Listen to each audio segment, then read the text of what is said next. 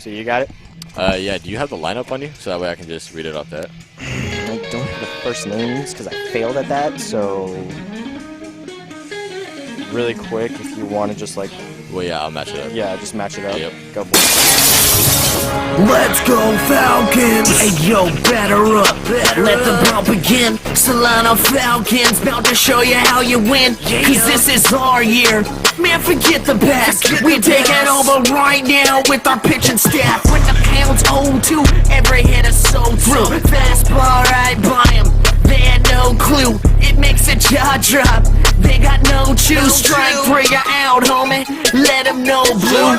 Solano to the plate and you know it's on. He swings for the pitch, it's going, gone. So don't try and step to the Bay Valley champs, cause we're coming for the pennant. This a Wallachi, yeah. We might strike it out, or we might steal, or make a go-go play in center field. Solano baseball, all have tight skills. All stars everywhere with highlight reels. Everybody watch out, cause when it's game time, we going for the W, gonna make our name shine. Falcons dominate when the game's on the line. So go get your belt, Solano.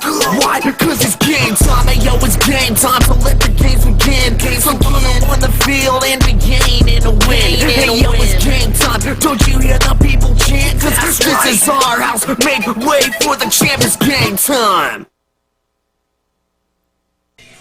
And welcome everybody to Billy and Louise Yarbrough Stadium here in Solano Community College campus for a classic conference game against the visiting College of Marin Mariners versus your Solano Falcons. Vinny Margiota, Ceremon Valley, third base. Andrew Flores, Liberty High School, second base. Jack Pridey, Napa High School, first base. Jared Denning, American Canyon, catcher. Aaron Corral, Capistrano Valley Christian, shortstop. Luke Noble, Placer High School, right field. Kenny Quilton, Jesse Bethel High School, first base. Cody Gregory, El Camino Fundamental High School, left field. Roberto Diaz, Jesse Bethel High School, center field. Carson Hawes, Lewis Palmer High School, pitcher. And Carson Hawes' first pitch is in there for strike one. Your starting pitcher for today is Carson Hawes. He's got a 10.80 ERA. Pitch number 2 is bounced in the dirt for ball 1. Kind of testing the field right now, see where he's at. I like it. Up to bat is the third baseman, Dominic Burt. Burke's got a 349 average this year, batting pretty hefty good. And he slaps that one into the shortstop, but will be slowly recovered by first baseman. And there is your first hit of the day. Nice. When someone gets on base, you're going to press the... Hey, Dylan, if they advance, you're going to press the advance. Might want to watch out for a steal here from Burke. Let's see here. He's got 3 stolen bases, caught a couple times, but I think he might want to watch out for that beginning of the game, trying to set the tone for the game and everything like that. So, speaking of watching out, up to bat now is the second baseman, Marcus Chu, who is a power hitter. Yeah, he's batting .313 this year. He's got 5 home runs and 18 RBI, so obviously leading the pack for Marin right now as far as power and all around. Hawes' first pitch is outside for ball 1. That was great. Now bring your camera up just a tad for me. Bring your camera, tilt your camera up. Mariners game yesterday, Marcus went 2 for 5. There you go. Fouls that one off. Deep cut from Chu. And in those 2 hits, he had 2 RBIs and 1 walk. Are you good, Mel?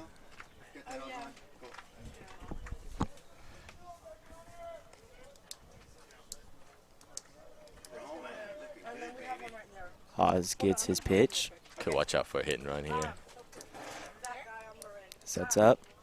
Just watch the count and then... And the ball is popped up in the air, but in foul territory for Jack Pridey. And that ball will be caught for out number 1. kind of just got under it there. Kind of got fooled by the pitch.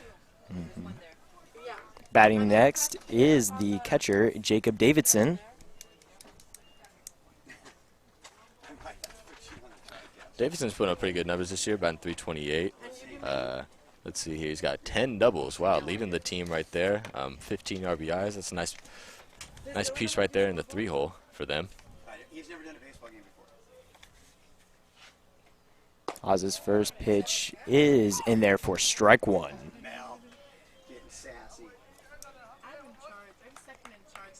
Starting everyone out with the fastball so far. I think Oz's plan for today might be fastball first and then work around with the off-speed stuff here. So.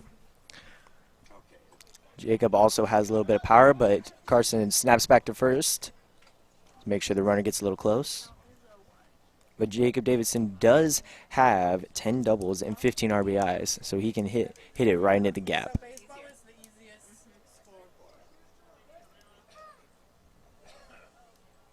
Danny gives him the sign. Carson pitches, and Davidson is going to bloop that one into center field. It should be caught Nice job, baby. for out number 2. Got fooled right there. Looked like a changeup from Haas right there. Kind of got out on his front foot and popped him up the center. Good pitch. Batting next is McLean Main, the first baseman for the Mariners.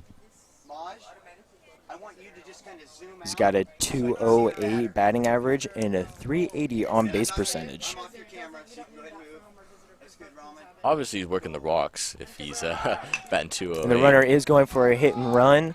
That will be executed perfectly for out number 3. Nice. And that is the end of the top of the first. If you have an interest in a career in sports broadcasting, Whether it's behind the scenes or on camera, then this is the class for you. class is held every Wednesday from 1:30 to 4:30 in room 121 alongside the library building. For more information, contact Greg Poff. That's me at solano.edu. We hope to see you here next semester. And remember, It's more than just sports. It's an education.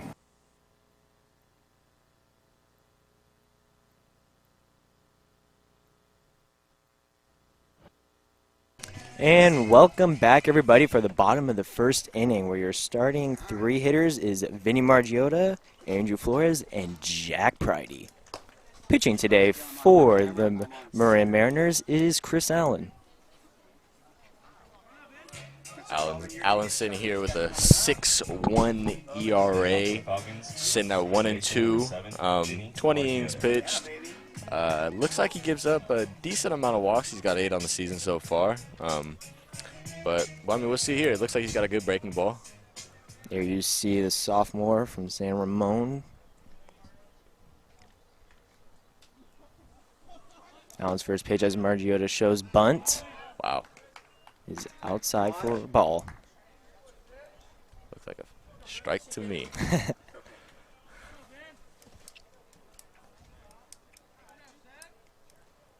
Margiotta sets and watches that just a little bit low for ball number 2.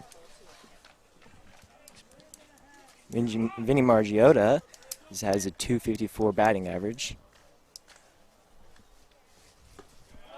And that's outside for ball 3. Being patient here. I like it. I like it. He also has 5 walks, so he's very patient at the plate. Pitch number 3 on its way. And it's in there for strike 1.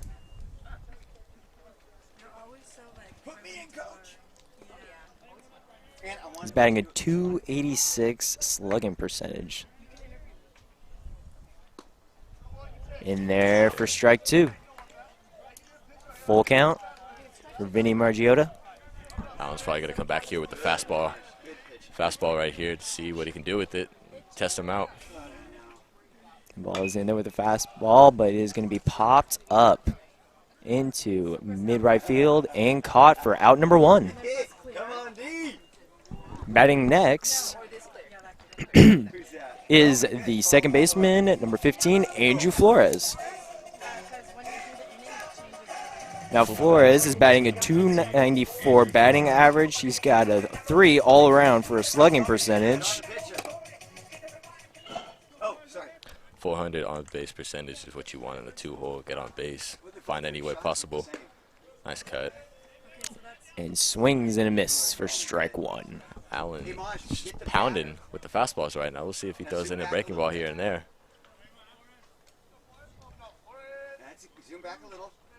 Pitch number 2 on its way, and Flores gets a piece of it. I'll be given to the shortstop, thrown to first for a routine out. Yeah, you're doing okay. You're going to get it. Baseball's helping. Now batting number 3, the first baseman, Jack Pridey, who leads the team with hits with 21 total and has a .457 batting average.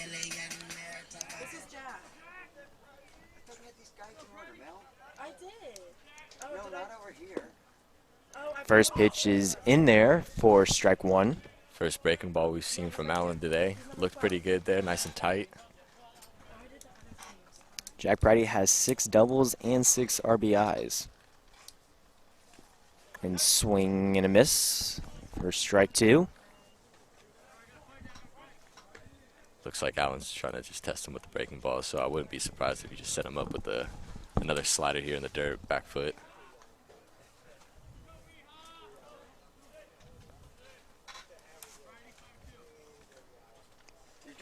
Allen gets the sign. Pitch is on its way, and it is outside for ball 1. Nice setup pitch. I like it. Not trying to give him anything to hit. Square up. It's great.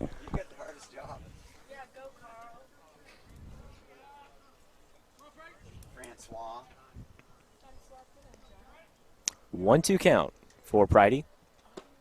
It is just up high for ball 2. That backdoor slider might come into play here. Saw him 2 fastballs. Try to get him comfortable here, and we'll see what happens here. Right there. And swing and a miss, Jack Pridey for strike 3, and that is the end of the bottom of the first. For coming up for the Marin Mariners, we have Alex Davis, Adam Hussein, and Jake Munez.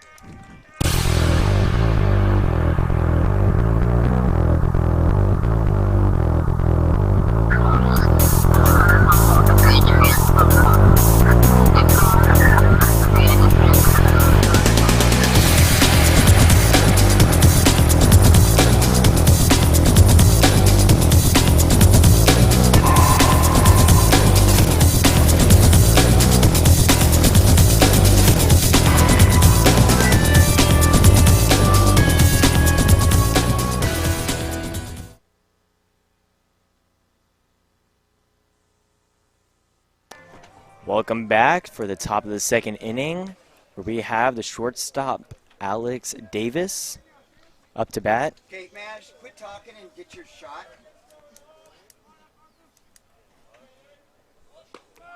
Davis shows bunt, but is in there for strike 1.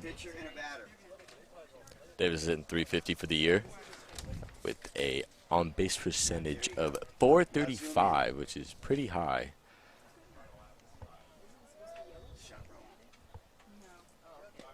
Ours' second pitch is in there for a breaking ball, strike 2. 0-2 count for Davis. No, Roman's on the batter.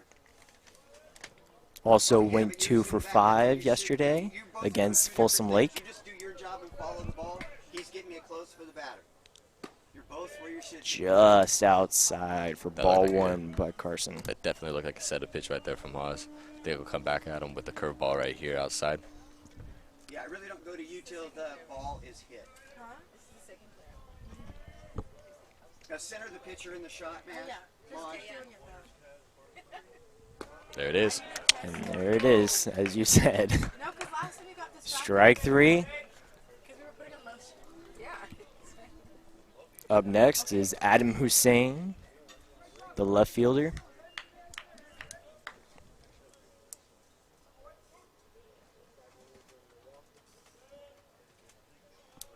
I like what Haas is doing right now. Starting first pitch fastball. And Hussein hits that one and connects it. It would fall into left center field for a single.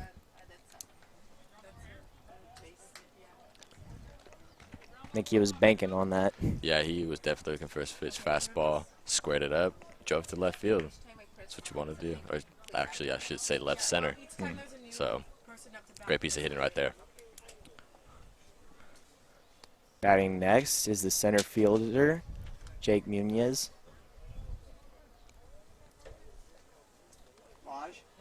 Now zoom back 2 for so 3 with 3 RBIs yesterday.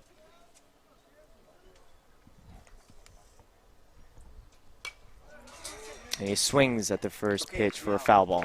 Maj, now, hold that shot. Hold your camera steady. Just hold it steady. Cool. Defense is pretty straight up right now. Just playing in double play depth right now. Yeah. Tell Maj what she needs to do when we.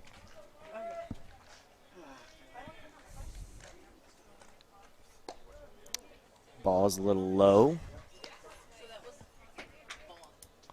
1-1 count. 1 out. 1 runner on first.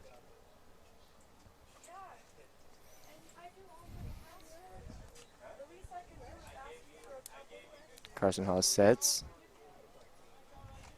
Runner steals. There he goes. And pitch out, but Denning is going to hold on to the throw, and that is a stolen base.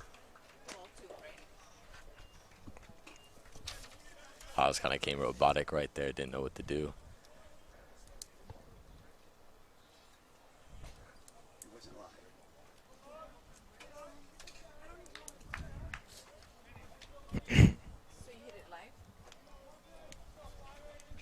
Hey, and Mel, we got to get someone on that camera that's going to be able to shoot the shot. I think if you explain to Maj, she'll be good. And that ball is going to be slapped into center field. As you say, it's going to be held up at third. And we have runners at the corners with 1 out. Nice. Okay, I'm on center field. So, Roman, you're going to have the batter and the runner. Batting next is the catcher, James Harwell. And then Maj. How many outs? Maj.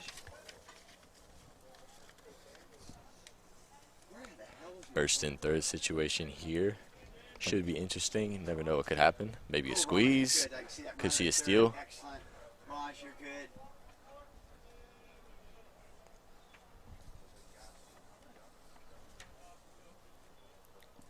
First pitch to Harwell is up high for ball 1. You're good. Your shot's good. Now, can you hear me? So after this inning, Melanie's going to do an interview with Coach Stover, and you're going to get that shot for me. And they're going to be on the field, kind of right in front of you, and you just want to make sure you have them from about the waist up. Fairly tight shot. Ball is in there up high for ball 2.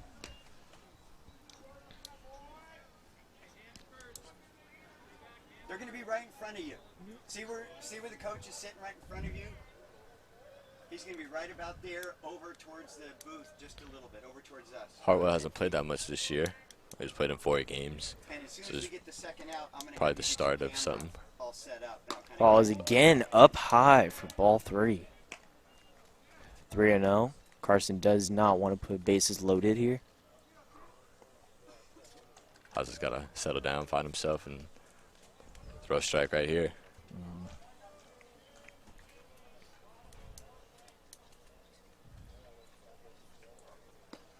Ball is down low for ball 4, and bases are loaded with 1 out.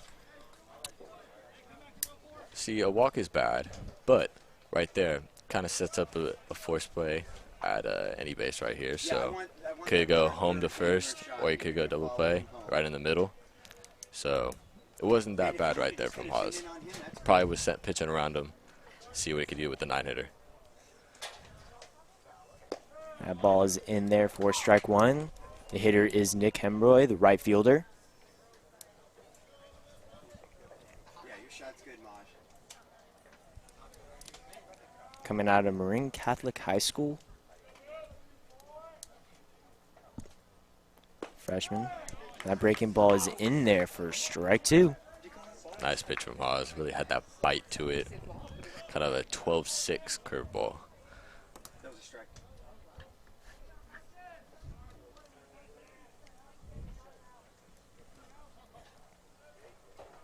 Checks and run at third. The pitch is going to be a little high for ball 1. Fastball up, sets up a curveball right here again. 1-2 count. Bases loaded. Here in the top of the second inning.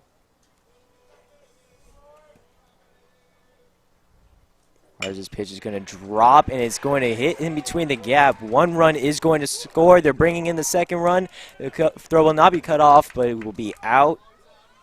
Good job, Roman. And with that, the score is now Mariners 1, Falcons nothing. 2 outs, runner on second and first.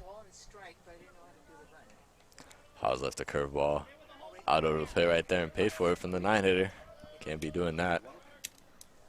Batting now is Dominic Burke, who hit a single his last time up.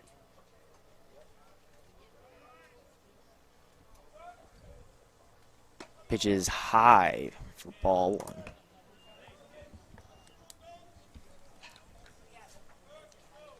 Hey, Mosh, go ahead and just give me a shot of the pitcher. Because there's a runner on second. And zoom in. I want you to get as close as you can. Carson keeping an eye on the runner on second. And pitch is high again for ball 2. Shoulders and up. We want to see what he's looking like right now. He's in a tough spot. Bring your camera up a little bit. Zoom in. Zoom in. There you go. 2-0 count for Burke. And it's going to be in there for strike 1. Nice pitch. Haas has got to find his good release point, find his control, and just challenge the hitters. Yeah, it's really nerve-wracking for a pitcher when it's already the beginning of the game and you already have 1 run and you still have 1 runner in scoring position, 2 outs. Just need that last out. He's let up a lot of base runners. He's going to leave that hanging up. That's going to drop for the center fielder. 1 run is going to score, and the runner at third is safe, and it's now 2-0 Marin. That was a nice piece of hitting from Burke right there. Sets up Chu for a RBI situation. Burke is now 2 for 2. 1 single and 1 double. 2 outs, 2 runners in scoring position for Marcus Chu. That ball is going to drop in there for strike 1. Wouldn't be surprised if they ended up pitching around Chu to get to Davidson. Set up a force out on any base.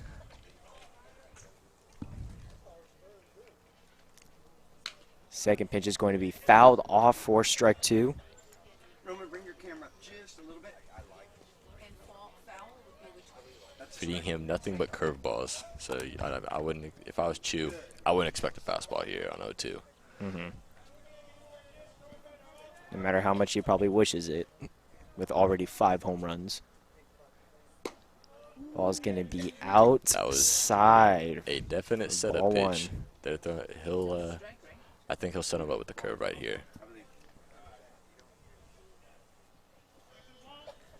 1 ball, 2 strikes.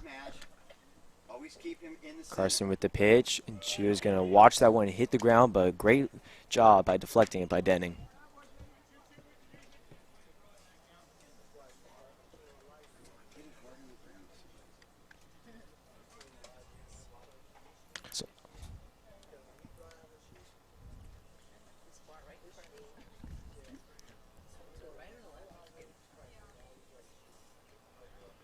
That ball is going to be swung and missed, and as it hits the dirt, it's going to be safely thrown to Pridey for out number 3.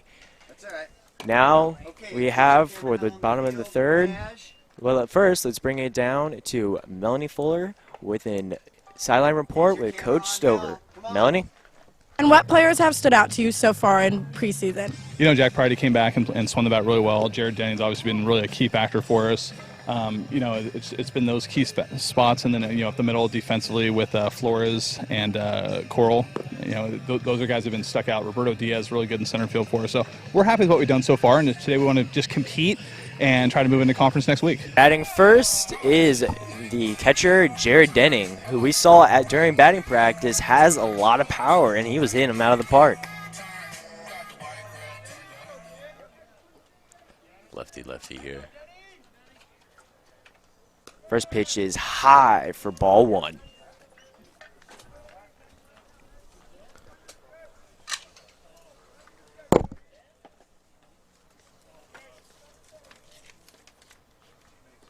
Second pitch on its way is in there for strike 1. Nice pitch from Allen. Nice fastball to get back. Even.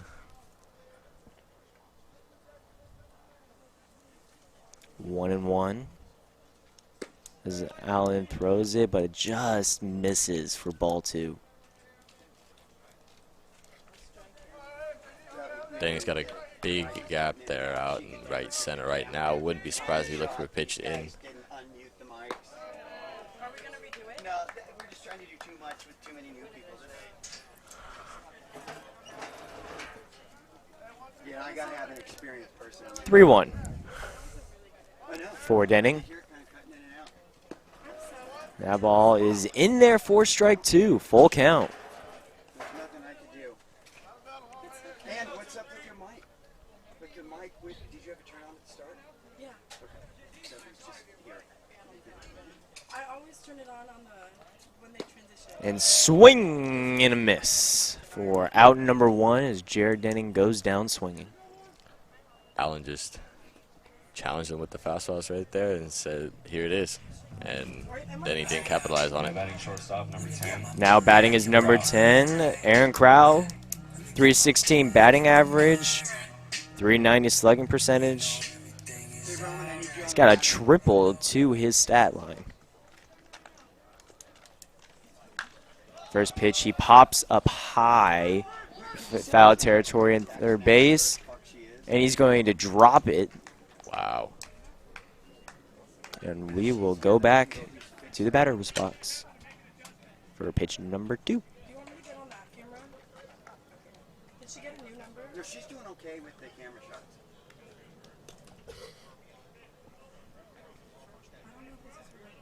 I think he was just worried about his surrounding. Dominic was. And just, yeah, I think he got scared of the fence right there. Yeah. Kinda got a little scared. Yeah, it's kind of intimidating. You got your opponents over there. Allen's second pitch is going to be popped up high for the right fielder. It will be caught for out number 2. Batting next is the right fielder, number 3, Luke Noble. Noble is batting a .341 average, has 9 RBIs and 14 hits. One thing about Luke that we've seen is that he is a smart hitter. He knows when to hit. He knows when to bunt. You could obviously tell from his on-base percentage. And it's going to be shot into the hot corner of third baseman as going to be caught, and that is the end of the second inning.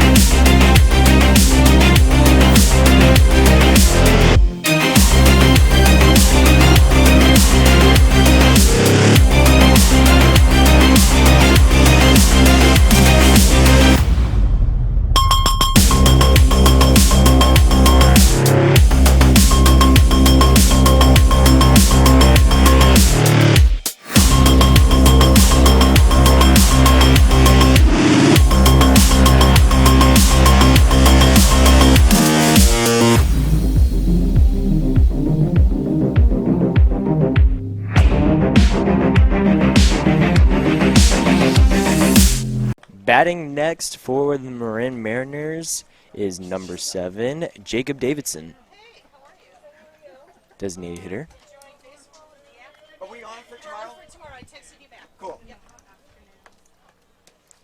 First pitch is fouled off, strike 1. Nice healthy cut from Davidson right there. Definitely looking to pull the ball to hit it left field. So we'll do it after the next inning. Based on that, I think Haas might come out of him with a changeup right here to throw him off, get him on that front foot, pop it up. I thought it was way later. Seems like we've been in this game for hours. Ball is down low. Looked like he came out with the changeup, but just didn't control that. Didn't have that command right there. Still got to find his release point. He's coming back from an injury, so.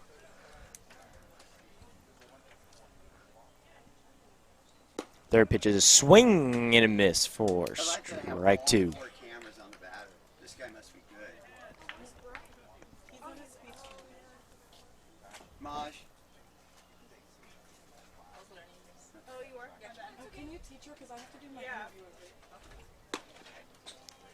Breaking ball is high for ball 2. 2-2 count.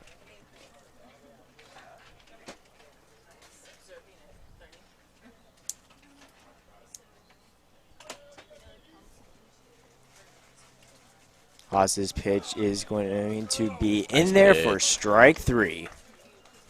And sets down Davidson. Cool, and follow him, Roman. Batting next is McLean Maine, Cool, good shot. the first baseman. Let's get that little look at dejection.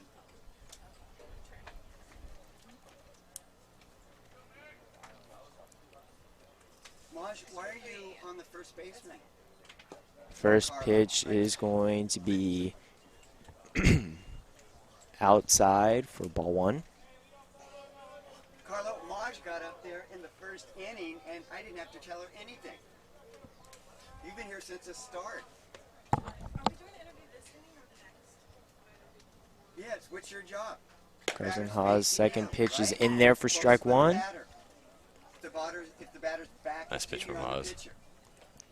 Two Maine's numbers don't really reflect for a 4-hitter, but I mean, we'll see in this game. That ball is going to be chopped foul. It's a good pitch there from Haas. Carla, where's the batter facing right now? Is he That facing curveball's been working for him today, so I wouldn't be surprised if he tested that out on his back foot right there.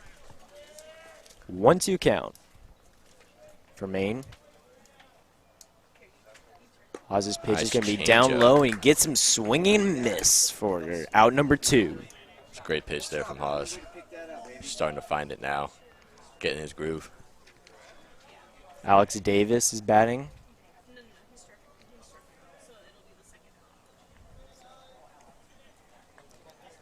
Two outs. Looks like Carson's starting to settle down. Settle down for sure. Starting to find his release point, his command. Everything seems to be working so far this inning. Ball is outside for ball 1. He likes doing the interviews, I think, after the top half of an inning. Isn't that right? Yeah. So we're in the top of the third right now. We won't be able to do it the next one because we're going to do the mic check. Oh, no. So we'll do it after the top of the fourth. Haas's second pitch is going to be outside for ball 2. 2-0 count.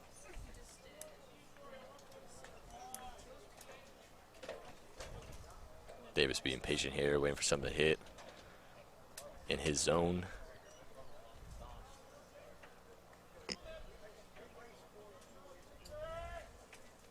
Haas's pitch is going to be in there for strike 2. Sorry, strike 1.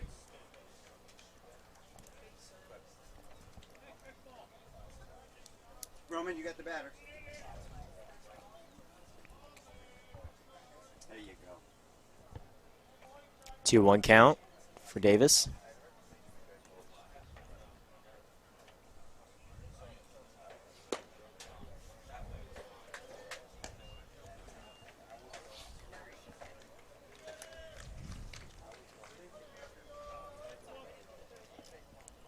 Davis showing great patience here. I like it.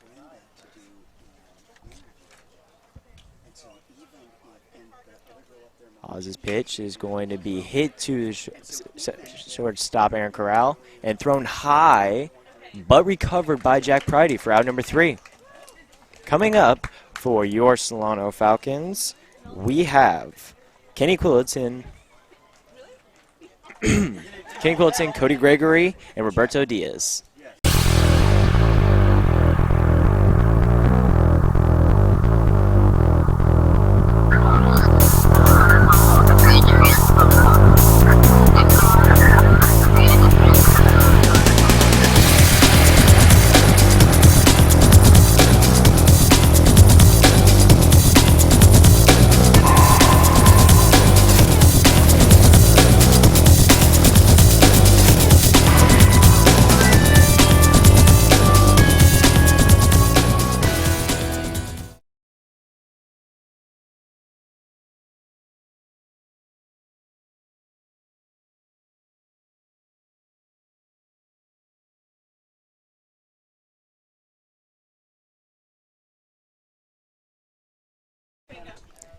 Welcome back for the top of the 4th inning, where we have up to bat Adam Hussein, who hit a single his last time up, is going to swing at the first pitch.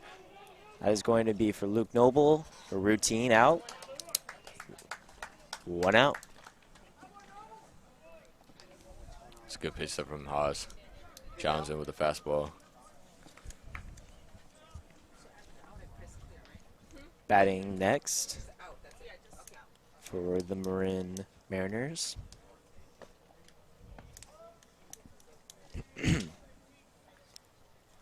is Jake Nunez, the center fielder.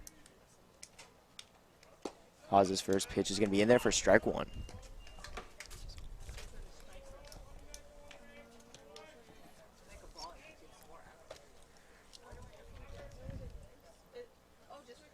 Haas' second pitch is going to be skipped on the dirt for ball 1.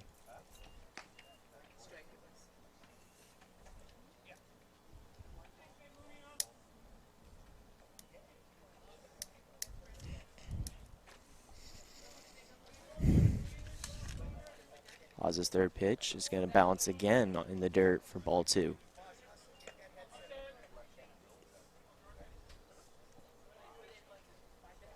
Two one count from Nunez. Pitch is going to be popped up for the left fielder, Cody Gregory, for put out number 2. His hitter seemed off balance now. I think Carson has definitely set his tone for the game and have the batters second guessing themselves now.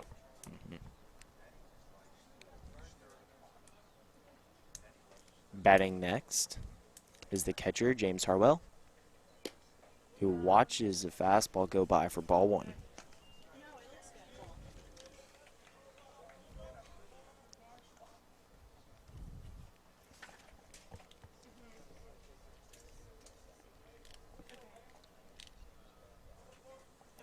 His second pitch is going to be low for ball 2. 2-0 count for James Harwell.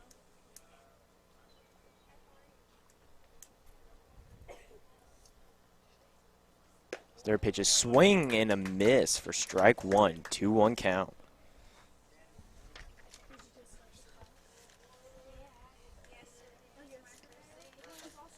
Then Carson's starting to get into his groove as the fourth pitch comes by. And Harwell shows bunt. The ball is going to skip for a ball number 3. Carson's got to challenge him right here with the fastball. This guy's an 8 hitter for a reason. He hasn't really played that much this year, so just got to go after him right here. Which goes way up high, but carefully caught for ball 4.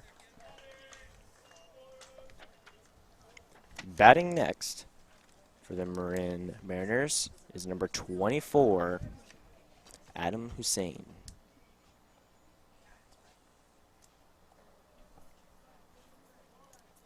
Hussein started that rally that we did see a few innings ago.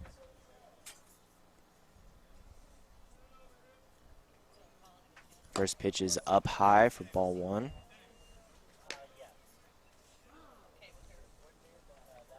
And Jared Denning is going to go out to talk to Carson, trying to calm him down, see what's going on, and get a game plan. I think that's a smart idea from Denning right there. Buy him some time, gather himself.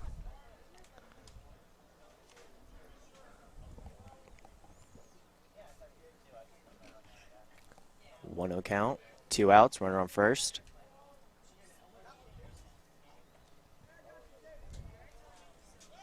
Ball is going to be quickly thrown back to first. Keep the runner first close. Always good to keep the runners close. Oh, yeah. Don't want another steal. Yeah, exactly. You don't want Carson just same routine, throwing to the plate. That way runners can time him out. St. shows bunt again, but it's going to be in there for strike 1. 1-1 count.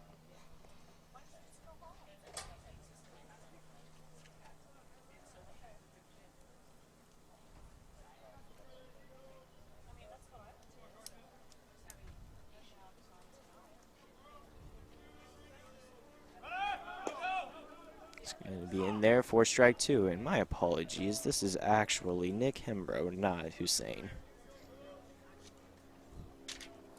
Hembro's a good 9 hitter for this team, batting at .316. Almost as a second leadoff guy, as you would say.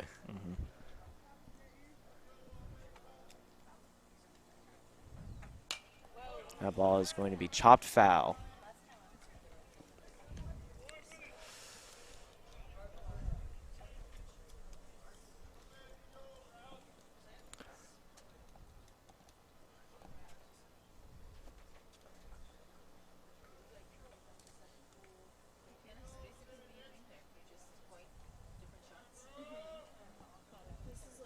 Carson's pitch to Hembro is going to be in there for strike 3. And that is the end of the top of the 4th. But first, let's go down to the sideline report with Melanie Fuller. Melanie? Hi, I'm Melanie Fuller with the Solano College Sports Network here with Coach Scott Stover. Coach Stover, today is one of Carson's first day back on the mound. How has he been adjusting since his injury? He's been good. He had a rough second inning, but we just want to get his pitch count up to a healthy spot, get him ready for next week. But he's making good pitches when he needs to. And conference starts next week. What are your plans for that? Well, our goal this week was to line our pitching up with 4 starters out last week. We kind of pieced it together, so now we're trying to get the starters in line this week to go into conference next week. So right now we feel good about what we're doing. Our 11-6 record, 4th in the RPI, 10th in the rankings. We feel good at where we're at right now. Kenny just got a home run. Other than Kenny, who else has stood out to you preseason? Jared Jennings had a great, preseason for us. Jack Pridey. We had some guys who kind of contributed with some little things. Roberto Diaz, great defense. Get the bunt down. So we're still working on putting together the group we need to go for conference. But it's been a good ride so far. Thanks, Coach. Back to you guys in the booth. Thank you, Melanie, for that sideline report. And as Coach Stover did say, that with Kenny hitting the home run, Jack Pridey, Jared Denning, who are also just showing exceptional scores and across the line. I think they got a good team this year. Everything's piecing together well right now, like he said, and good things to come. As Andrew Flores shows bunt for strike 1. Yeah, and it was tough for the Solano team to find all those replacements for the top players that did leave. Had a lot of players leave last year, and I think Stover did a tremendous job in filling in those gaps. As Flores hits that ball that is going to drop in the gap as he rounds first base, goes into second sliding, and will be safe with a double. Good piece of hitting right there from Flores. Went with it, drove it to left center. Got his job done. Great piece of hitting, too, especially coming from a lefty-lefty matchup. Those are definitely hard to attend to right there. And leads that off for the hot hitter, Jack Pridey, first baseman. Has 6 RBIs. 6 RBIs, but he is batting .457, so definitely is a threat here. Oh, yeah. Allen's going to have to keep Flores close. You can't really pitch around him. No. He's Pridey's bunting. Pridey shows bunt. Good eye right there. Can't really pitch around him here because the next person up is Jared Denning, and he's another hot hitter right there for him too. So Allen's got to somehow work through this and see what happens. Yeah, one thing Solano is notorious for is the small ball type of play where they're showing bunts and they just want to get runners on base, really. Doesn't really matter, hard hits, high, fast hits, all of that. Just as long as the runner gets on base, you're good. And Pridey is going to bunt, a great bunt down their baseline. It's going to stay fair, and no one is going to be out. Runners at the corners now, no outs for the hard hitter, Jared Denning. Sets up a great opportunity here for Denning to get a nice RBI here. Bring in Flores. That was a great bunt by Pridey. Great bunt. One thing that we did hear from Denning when we interviewed him their last home game is that they bunt every day. Yeah, they practice and practice and practice. It's a repetitive process, but as long as you get that down, you'll be successful. And Stover has obviously shown that in his past, and especially this season so far too. Now, do you expect Pridey to steal? You could see a little something going on right here, I feel like. You never know. It's lefty-lefty. He could pull that into the 3-4 hill. Maybe a hit and run here. And Denny's going to pop that one up for foul.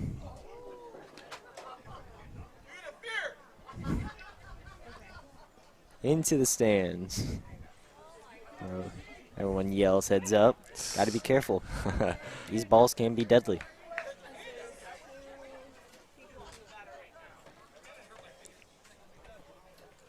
0-1 count for Denning. Staring down Pridey at first and throws. As it is in there for strike one. Looked a little bit low right there. Yeah, you can Denny's tell. Didn't agree with the call, as you were going to say. Yeah, couldn't really 0-2 believe. count for Denning. He's got to protect here.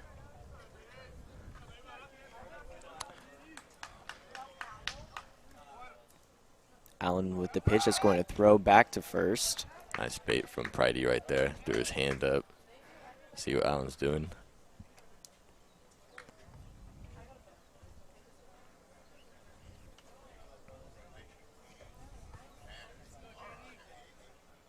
(0-2) count for Denning. Flores at third, Pridey at first. And Denning is going to pop this one high for Alex Davis. And that will be caught for out number one. That was a great pitch from Allen right there. But didn't give him anything to hit. Threw him off speed.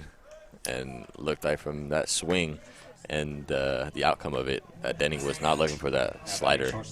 So, good pitch from Allen. Batting next is a shortstop, Aaron Corral. Also has good stat line going as he has a total of 18 hits. Sorry, 15. No, 18.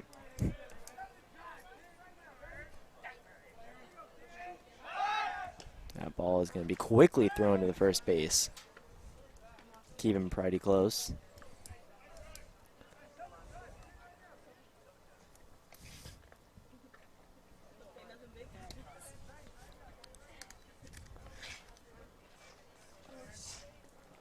Pridey does have one stolen base and has been caught stealing, though, twice. So he can steal if he wants. Just depends on the arm of the catcher, though. Yeah. Don't see him, based on his lead right now, going anywhere. I think it's just up to the batter right now in Corral to drive him home. Corral shows bunt. It's going to be fouled off. It's a good idea right there. Might want to watch out for that. 0-1 count.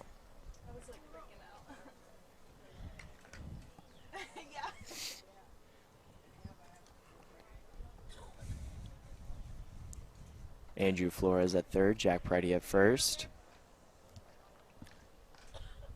Batting is Aaron Corral.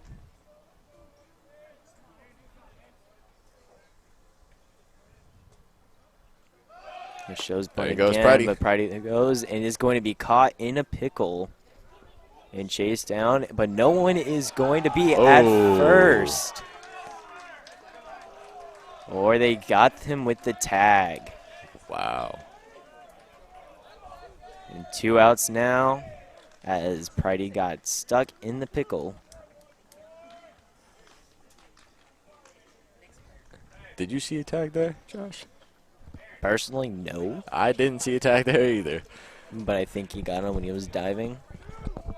I think he just made the call based on the swipe. The swipe sometimes does it.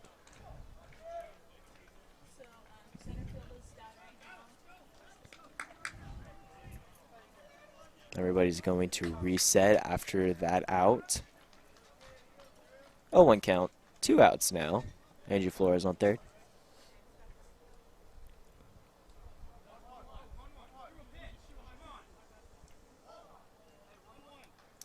Trying to figure out what the count is.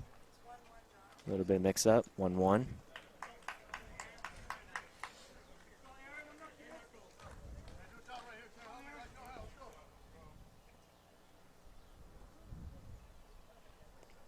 Allen's pitch is going to be in there for strike 2. I think Allen's got a bit of a confidence booster now. What's gone on in this inning, just letting up no runs after a first and third no outs. So I think with his confidence right now, I say he throws a backdoor slider.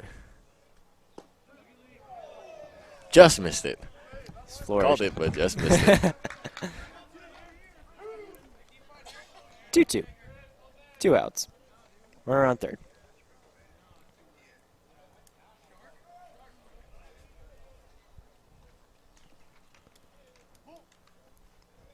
As Corral is going to pop that up for Marcus Chu.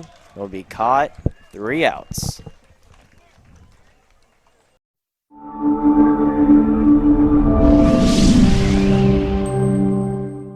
And welcome back, everybody, for the top of the 5th, where we have the top of the order coming up for the Marin Mariners.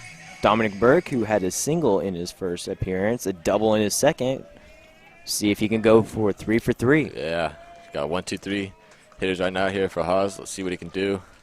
That ball is going to be up high for ball 1.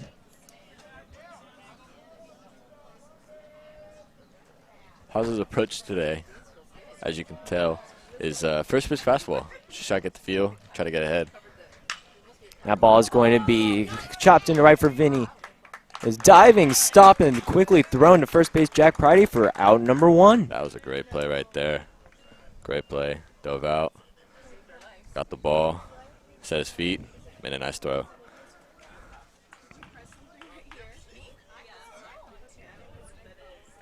Batting next for the Mariners is number 9, Marcus Chu. Haas is going to hit him with that breaking ball and gets in there for strike number 1. Haven't really seen much of Chu today, even though on paper he seems to be the biggest threat here on Marin. That breaking ball is going to drop in and will be grounded by Luke Noble for a single. Great piece of hitting right there from Chu. Sat back on the curve, drove it to right field where you wanted to.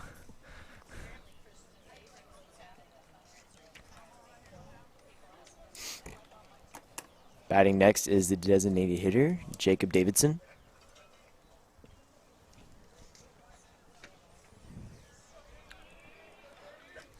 Could see Chu go here.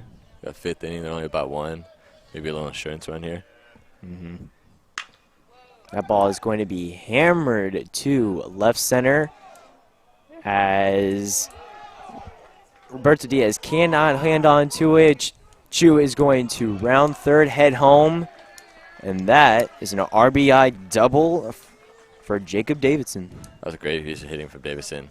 In my opinion, I thought he got under it, hit it off the end of the bat right there, but just kept on carrying. And there's not much wind here today, so looked like he actually got a good piece right there. Macklin Maine up to bat. Runner on second with 1 out.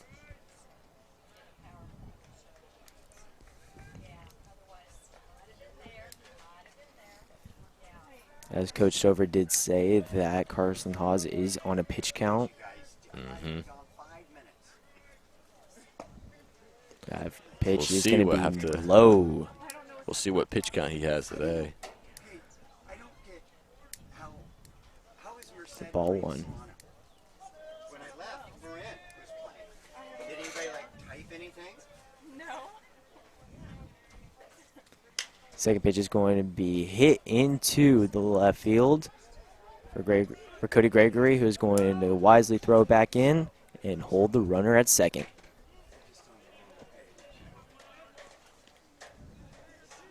Two outs. Alex Davis.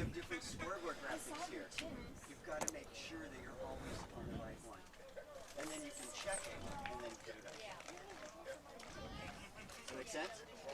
So you can't just go to any of these. You've got to make sure if the scoreboard comes down, it always goes to the top right.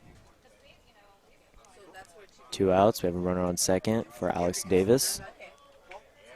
That's the only team they're going to play is Marin today. Outside for ball one.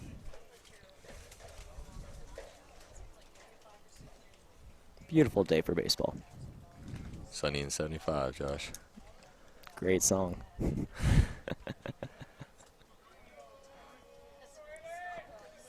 Haas checks on the runner in second, throws the pitch. He is going to be in there for strike one. Nice pitch there from Haas. Started backwards. Started off with the first pitch curveball. Just missed there. Came back with a fastball. Yeah. Right over the heart of the plate. See what he does here.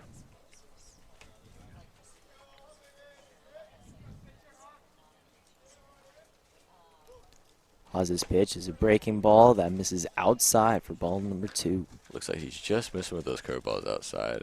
I don't know if the Blues, stiffen them or what, but, they look like good pitches.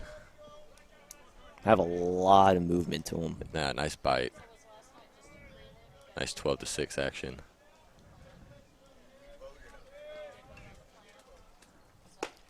And gives him with a fastball that just misses outside for a 3-1.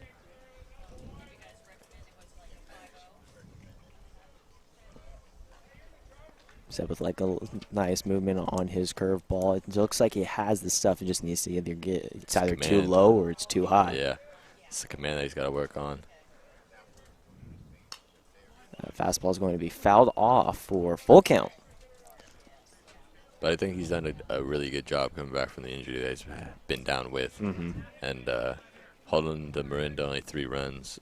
So it could have been saved out of him, maybe a couple of them, but I think he's doing a great job here today.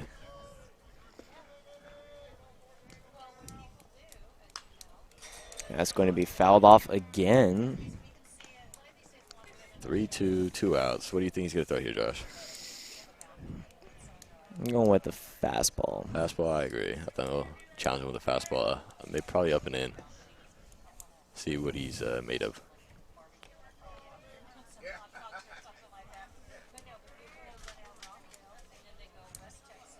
Calls for time as Denning and Flores is going to go to the mound. Work out a little strategy, see what they want to do to get this last out.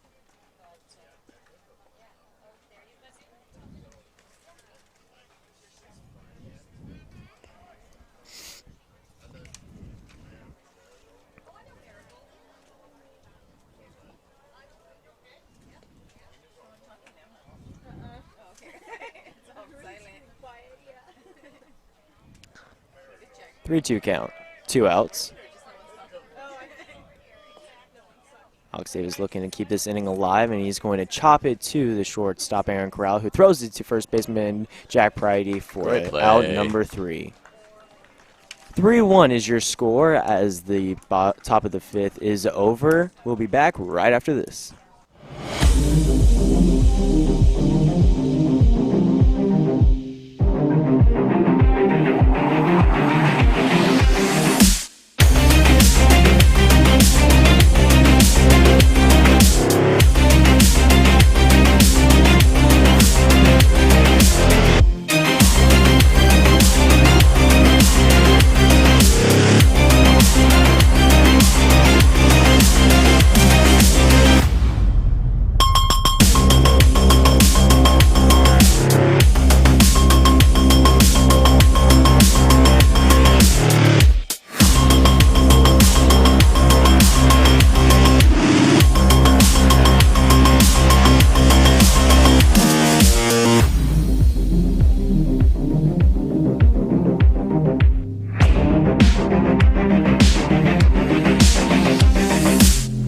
welcome back. The batting order for the Solano Falcons is going to be Luke Noble, Kenny Killiton, and Roberto Diaz.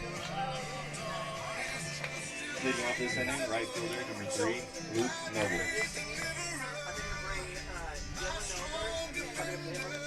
Luke had a pretty solid at-bat last time he faced Chris Allen. See if he can get something, get on base. First pitch is going to be in there for strike 1. Nice pitch from Allen. Looks like he's trying to work fast here. Right back on the mound, ready to go. Second pitch on its way to Luke is going to be popped up high. Look a little frustrated with that as it's going to be caught by Alex Davis for out number 1.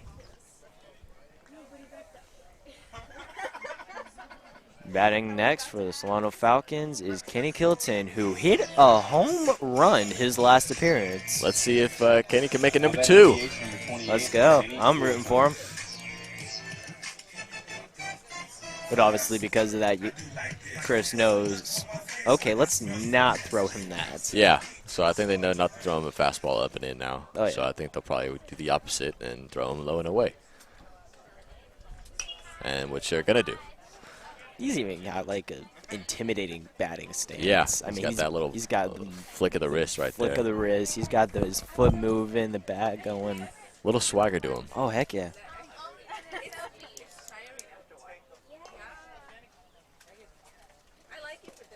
It's going to be missed for ball 1. Kind of reminds me of a Buster Posey. Not just the number 28, but just how he's poised. I could see that. Maybe not the flick of the wrist. No. But I could see like the swagger kind of thing. Yeah. Mm-hmm.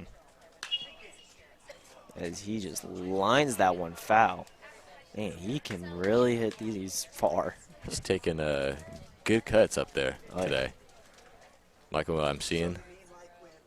Allen, based on him pulling the ball, I think he'll throw him the back door right here. 1-2 count. He's Going going to to drop it down the middle. That will be caught by Alex Diaz and thrown to first for 1 out. It's a nice pitch from 2 Allen. outs. To change up there, it looked like. Hasn't thrown many today, but work from him there.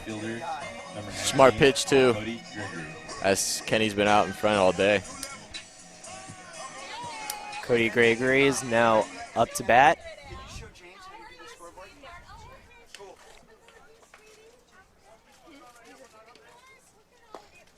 As he watches that pitch go by for strike 1.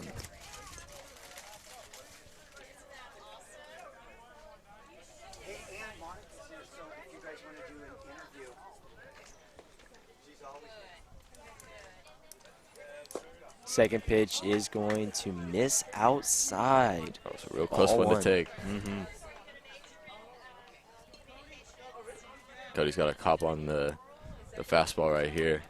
Can't get behind in the count. Ball's going to be low for ball 2.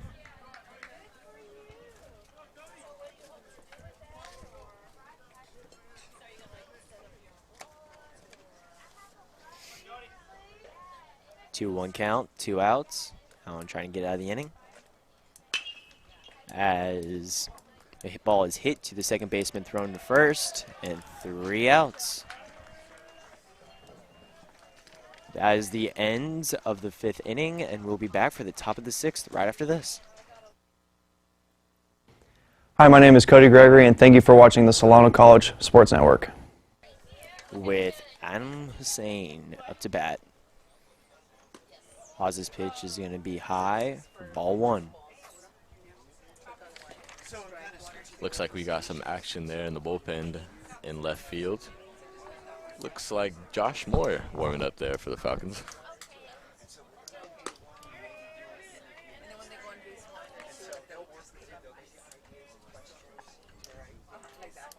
Ball is high for ball 2. 2-0 count for Hussein. And just misses high for ball 3. Jake Nunez is on deck. Matt Kimbrough in the hole. And he gets that for a strike, 3-1. Looks like Carson could be on his last hitter if he walks him here. And he's going to hit that to Vinny, who catches it, throws to Jack Pridey for first base, out. And looks like Coach Stover is going to go out. And are they going to put Josh Moore in?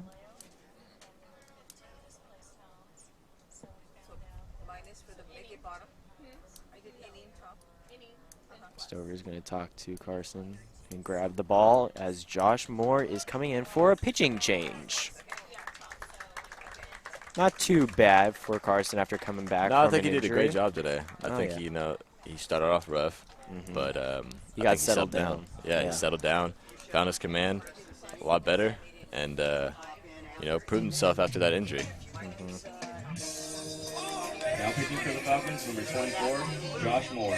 Josh Moore will be your pitcher now. He's got an 8.80 ERA.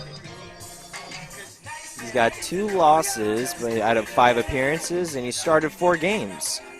He's pitched a total of 15.1 innings.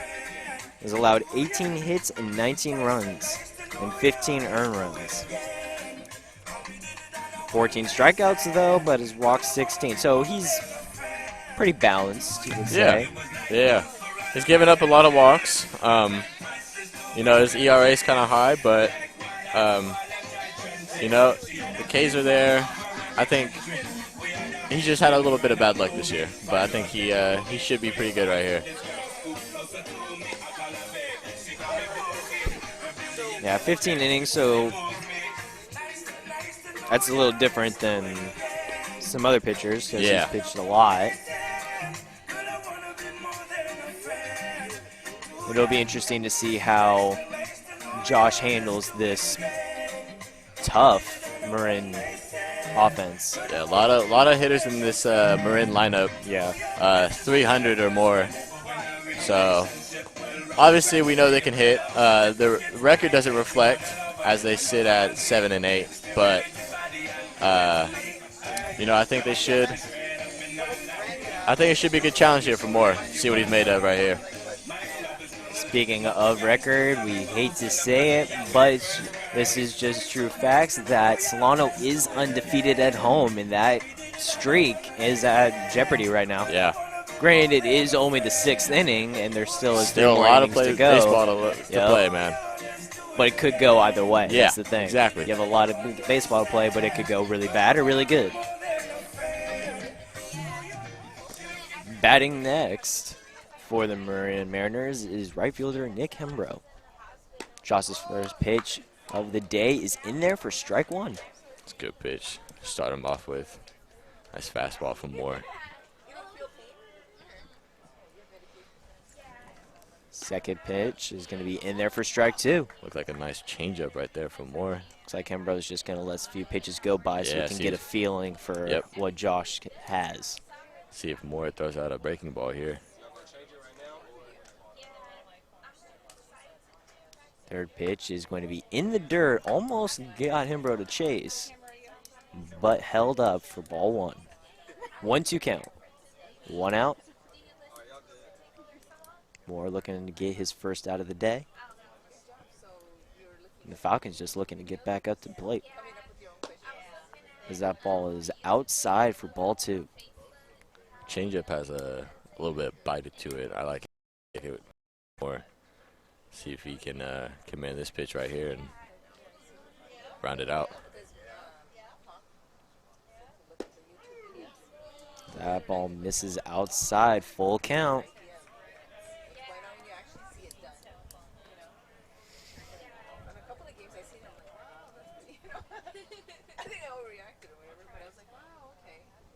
Hembrow's looking for a pitch to hit, but that ball is going to be fouled off the first base line. And everyone's going to reset for pitch number 6.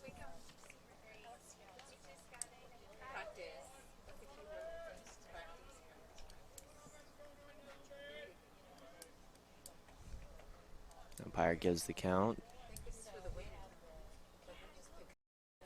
Moore's waiting for the sign.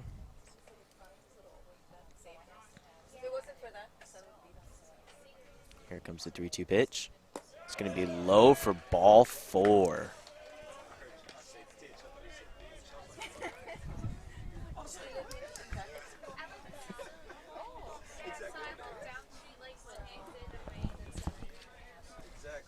Batting next is the catcher, James Harwell.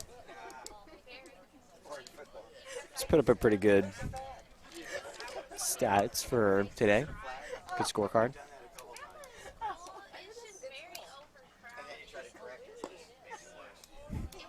Moore's still got to find his command. Looks like he's having trouble finding that release point.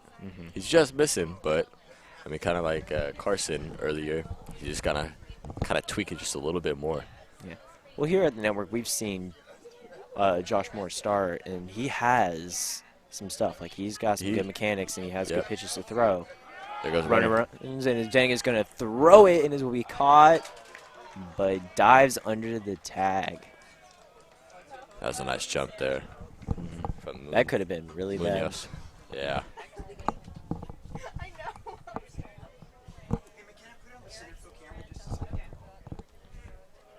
He's got an arm. Denning does. You just got to keep it low. Mm-hmm. But that's hard. Like, It really, playing catcher is hard. It really is. There's so much to it to get that perfect throw down. It's a lot more complex rather than catch and stand up and throw. And that ball is going to be missed for 3-0 count. See if Moore kind of just pitches around him, set up that double play ball. I give a lot of credit to the catchers. In there for strike 1. Got to work his way back now with the hitter's count going. Eight hitter. He's only played in 4 games this year. I'd say challenge him right here. See what he's made of. It's a close game, 3-1. Moore's just coming in.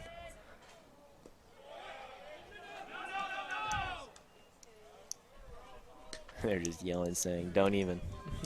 That was a good pitch. Even though it missed, it was a ball in the dirt, but I think that was a really good curveball there from Moore. If he finds the release point and that command like we've been talking about all day, I think he should be successful. Now we have a runner on first and second. The new hitter, which is Nick Imbro.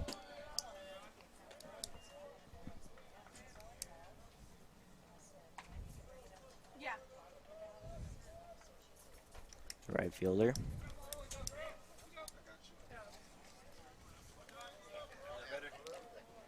Moore looks back and throws a nice fastball. Nice pitch there from Moore. For strike 1. Evened it back up. Let's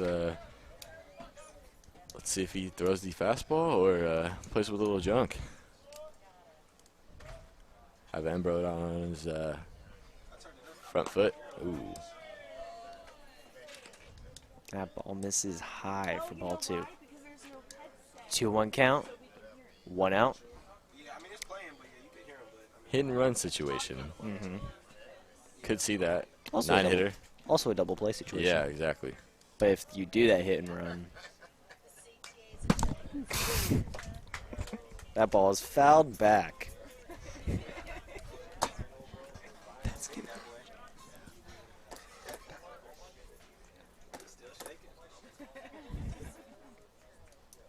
Has it ever went through those things?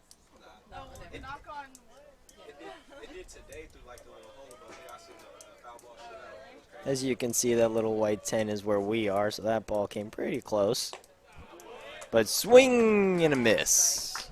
Good pitch there from Moore. Settled down in that at-bat, found his release point, and got the job done right there. Let's see if he can finish out the inning.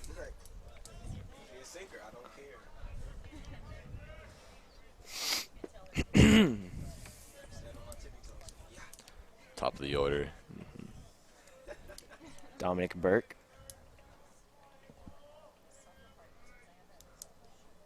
That ball is outside for ball 1. 2 outs, a little less stressful. Instead of now worrying about getting two, you only need 1. You could get the force out at second, or it could be a fly out. puts a little bit of less pressure on him. And that Swinging should do bunt. it as Moore is going to throw to Pridey, who recovers it for out Nice number play. 3. And that is the top of the 6th inning. Coming up, we have Roberto Diaz, Vinny Margiotta, and Andrew Flores. We'll be back right after this. We're the students from Armio High School, and thanks for watching the Solano College Sports Network. We're the students from Armio High School, and thanks for watching the Solano College Sports Network.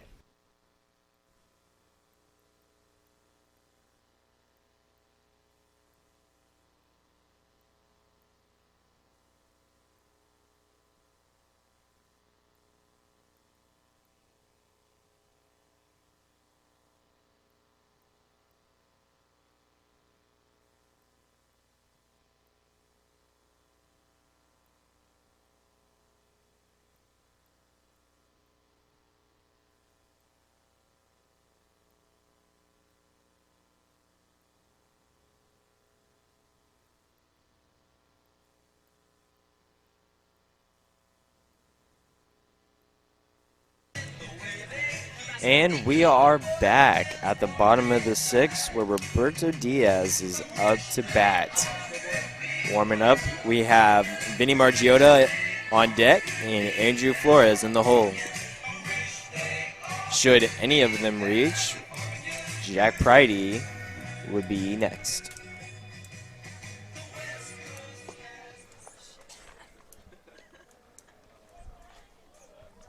This is where they could do some damage here. Allen's pitched a pretty good game right now. Getting up there in pitches, so we can see what he's made of right here. See if the Falcons can take advantage.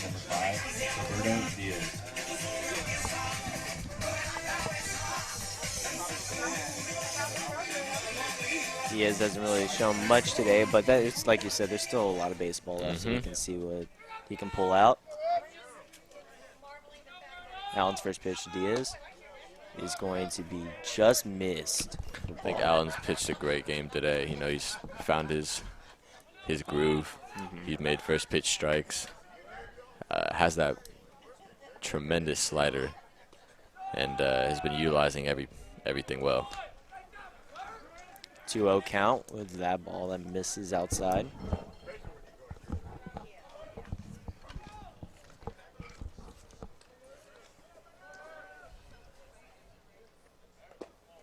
Your pitch is going to miss outside for a 3-0 count. Looks like the umpire is kind of squeezing him right now.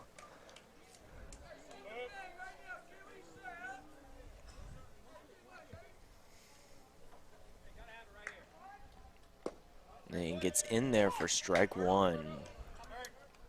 Got to give him something inside the zone because you don't want to put him runner on base. Be good for Diaz to get on here, set up the top of the order. And he misses high for ball 4, and that brings up Margiotta. Good patience shown by Roberto Diaz. Now batting, third baseman, number 7, Vinny Margiotta. Play discipline is huge in the game of baseball because if you just keep swinging and swinging at everything, you're not going to get anywhere. You might get like lucky a few times, but you got to have that discipline in order to take those walks. Yeah. Could see a bunt. Yep, here it is. Or could be even slash. And Margiotta does show bunt, but they're going to throw to the first base to keep Diaz a little bit closer. Doesn't like him leaving too far out of the bag. Margiotta shows bunt. Infield moves in. The ball's going to be connected as it drops right down to the pitcher. Quickly recovered, and the ball's going to be thrown high as Roberto Diaz. And it gets away from the right fielder. Diaz rounds third, heads home. Vinny ups into second, and that is now 2-3 Mariners. That was a great bunt there. Basic, right back to the pitcher, but, you know, bunts make the defense play defense. And if they don't, stuff like that happens, and Solano capitalized right there. And just by a tiny little bunt, the lead is now dwindled to 1. Yep. and they have some power hitters coming up right now, 2, 3, 4 right now. So Solano can really take advantage of that key error. I think they've gotten into Allen's head just a little bit, a little bit. No, I would agree with you on that. Got Andrew Flores up to bat. He did hit a double his last time up. Shows bunt. Looks back at Margiota. That ball is low for ball 1.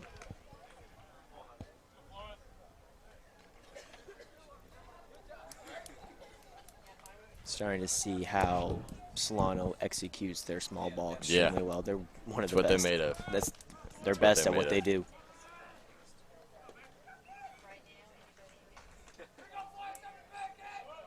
Looks back at Margiota. Gives the pitch. And Flores just lays off, but it's going to be in there for strike 1. 1-1 count. No outs. First baseman is playing very much so in. It's halfway in there. Could see a slash here. Ooh. Just missed. I think if Harwell didn't catch it like that and kind of just stayed down and kind of stuck it, I think that might have been called a strike. Yes, sir.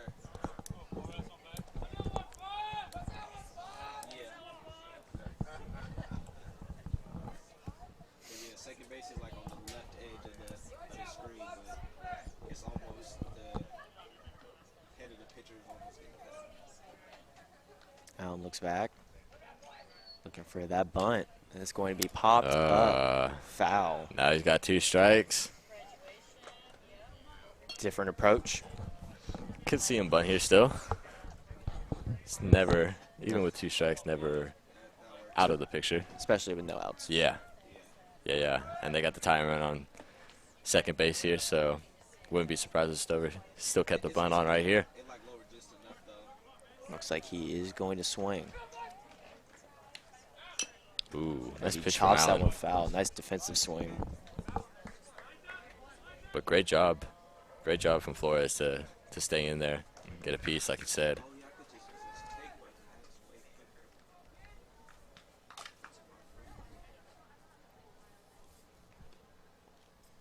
Two count. Flores looking for something that he can hit. You might see that breaking ball again there from Allen. If the bunt still might be on, which they're playing their setup right now like it is. Yeah, you could see that breaking ball again. Have Flores possibly fooled. I think he's got to rely on sometimes all reliable.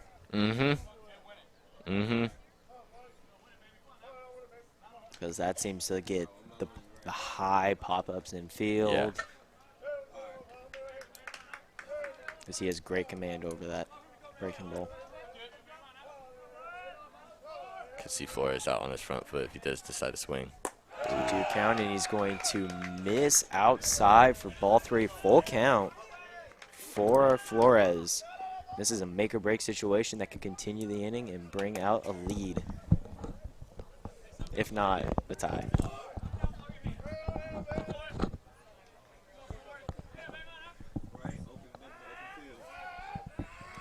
Flores gets on here. You got Priddy with a huge RBI situation. And Flores is going to hit that into the gap of left center field. Vinny Margiota is going Great to round job from third, Flores. head home, as Flores is going to get safely to second with an RBI double, and we are tied. Great piece of hitting from Flores. Stayed in there, even while not getting the bunt down. Drove that ball to left center. Great piece of hitting. Can't get much better than that. With that tied game, we have the big hitter himself, Jack Priddy. Now batting first baseman, number 21, Jack Priddy.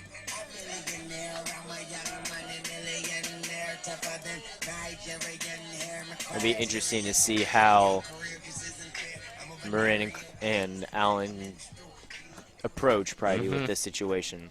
You'd have, again, no outs, a runner on second. Looks like he made a call to the bullpen. Oh, never mind.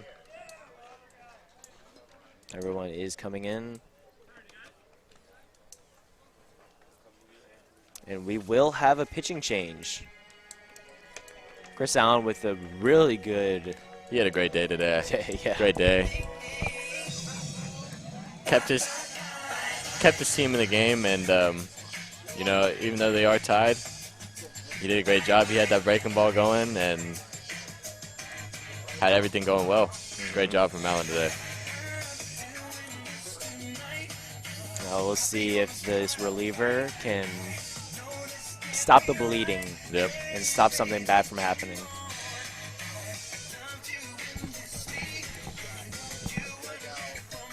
Looks like that is going to be number 22.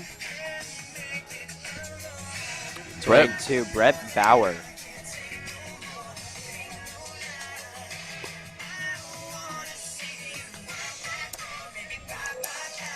Chris, what are his stats?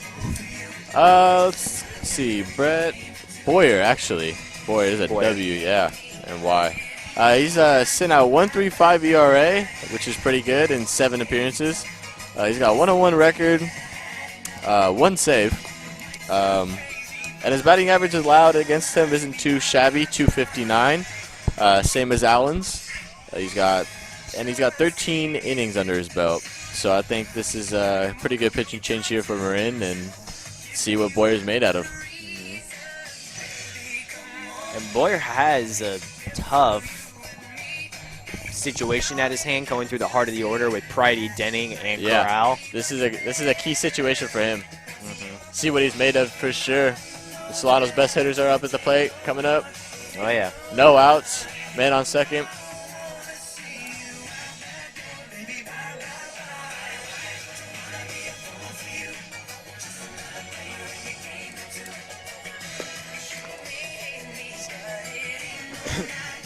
And the warm-up pitches have concluded as we have Flores go back to second and Pridey enter the batter's box. See what their approach is here for Pridey. Got no outs.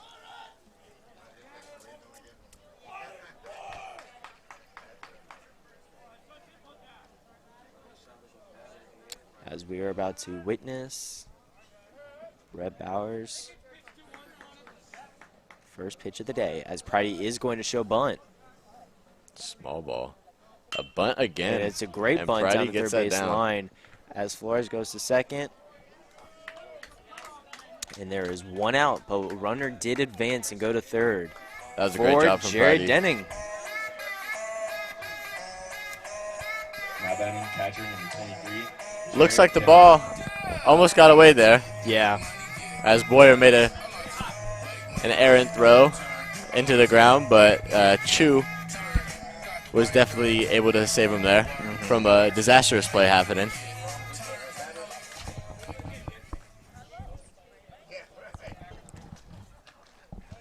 As the catcher stands in the box, is going to watch that ball go outside for ball 1. Looks like Marin's playing corners in here. Yep. Middle of the infield's playing normal depth, so it looks like they'll give up this run and trust their offense later in the game. As Denning skies that one See if high they send him. towards right center. Flores is going to go, and they're not going to contest as he slides in there safe. Great job. And Solano has taken the lead. Great piece of hitting from Denning. This is Solano's first lead of the day. And that brings up Aaron Corral. Now batting shortstop number 10, Aaron Corral.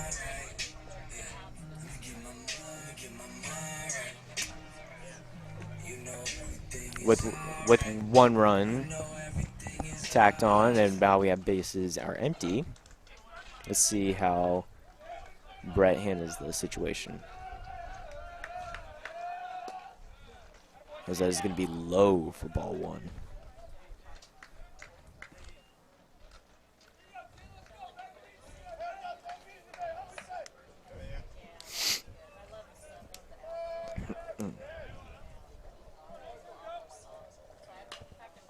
He's going to foul that one off for strike 1.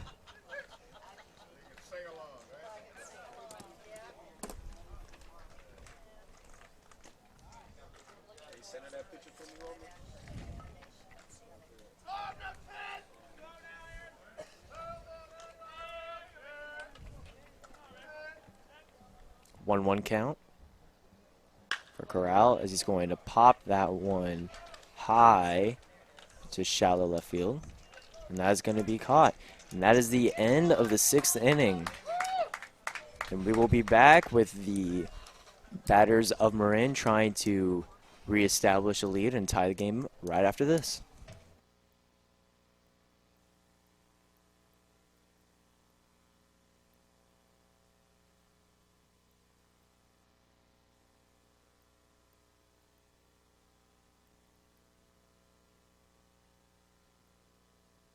Okay.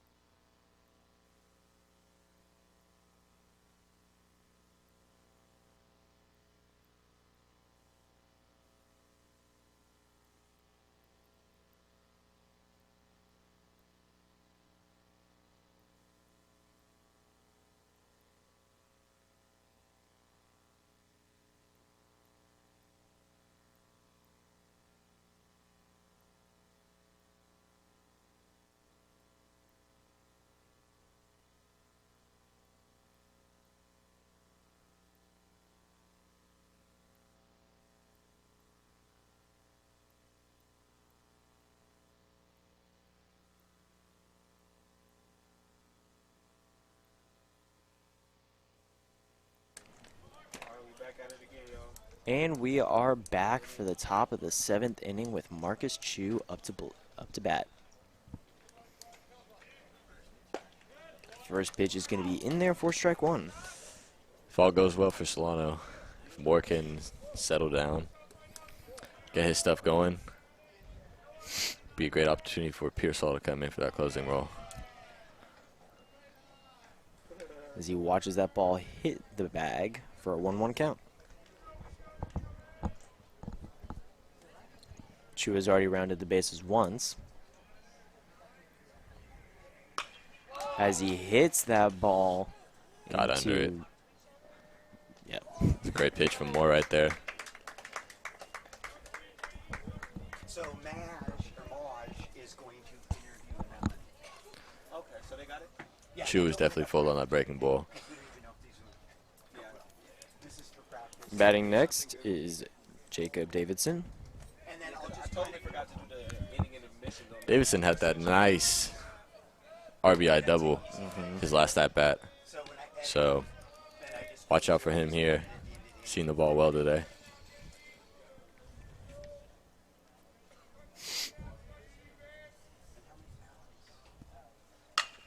As he grounds that one to shortstop, which is trying to be a backhand, catches it and in time. Great job. We're out number 2. Great job. What a throw by Corral. Kept his composure, stayed with it, made a great throw, and got the out. Good recovery by Pride, Yeah. making sure that did not Yeah, get good away stretch. from him. Good all-around play. Perfect baseball. Next we have Macklin, Maine.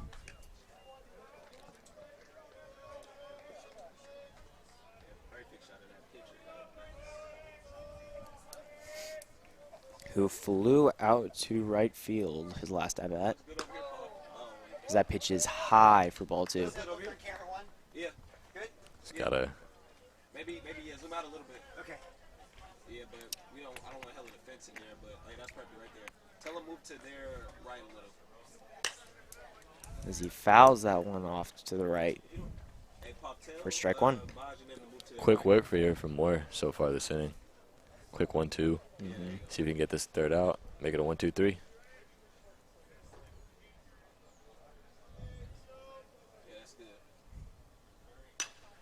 As he fouls it off again. That's good. 2-2 count. 2 outs. No one on base here at Billy and Louise Yarbrough Stadium. Make sure that mic is on. Falcons are leading by 1. Scores 4-3. Yeah, you did wrong. Yeah, just make sure that mic is on. Josh with the pitch. Great swing changeup and for a Moore. miss. And that Great is pitch. going to set down a 1-2-3 inning.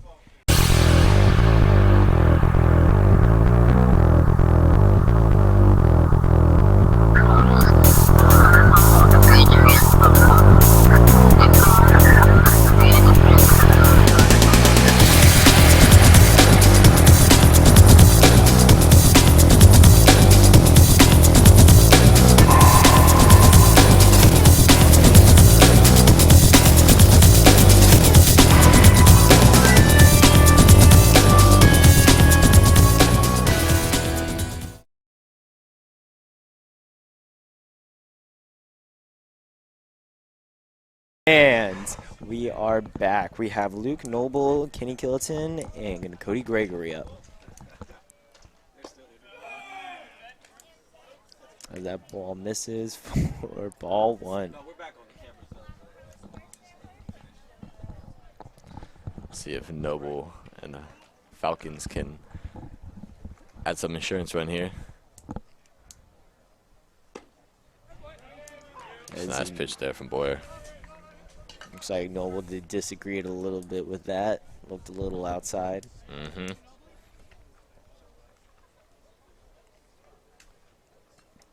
1-1 count to Luke. As he swings and fouls that one off. Nice hack there from Noble. See if he can stay alive and drive it somewhere.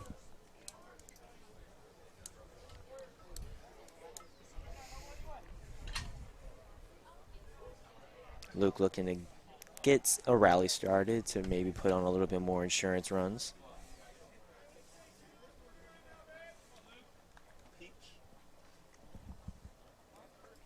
With the bottom 3 hitters coming up. As he lines that one right back to the pitcher who gets out of the way, will be recovered by the shortstop for 1 out. That was a rocket. That was a good piece of hitting right there. Just hit it right to the shortstop, and he made the play. But that could take out a shin. Keeps that swing up, he'll do some big things.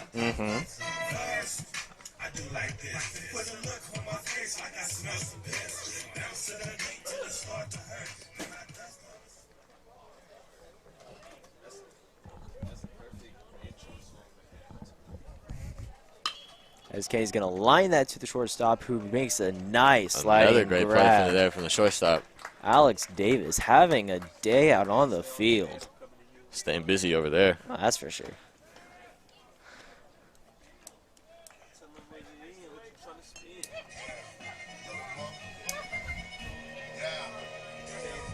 Now batting, left fielder number 19, Cody Gregory. Cody Gregory up to bat.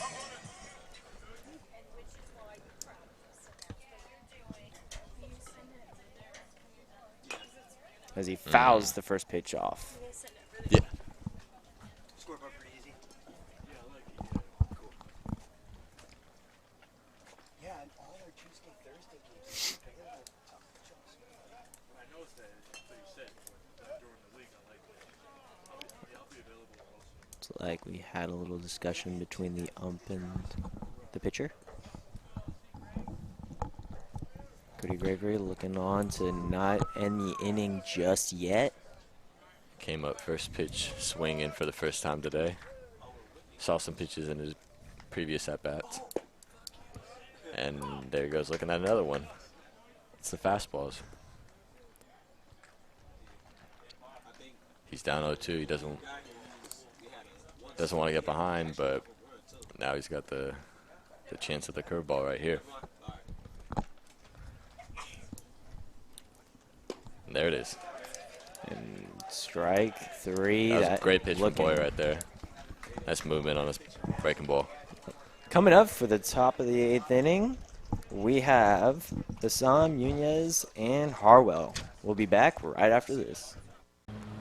Hey guys, I'm Tiana Wilson here on the Solano College Sports Network with an exciting update about our brand new show, Sound Off, a sports talk show focusing on local sports in the Bay Area, featuring schools like Fairfield's very own Armio, Rodriguez, Fairfield High, and of course, Solano Community College. The show will be hosted by Soat Balazi, featuring Dylan Collins and Josh Kinder. I'm Tiana Wilson, and thank you for watching the Solano College Sports Network, your number one source for local sports. And we are back for the top of the 8th inning. First pitch is outside for ball 1. Alex Davis up to bat, who's had a heck of a day out on the field.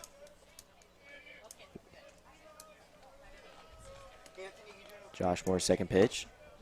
It's going to be outside again for ball 2. This umpire, I mean, but for both sides though, he's been pretty tight on the lower part of the strike zone today. That's kind of frustrated some pitchers here.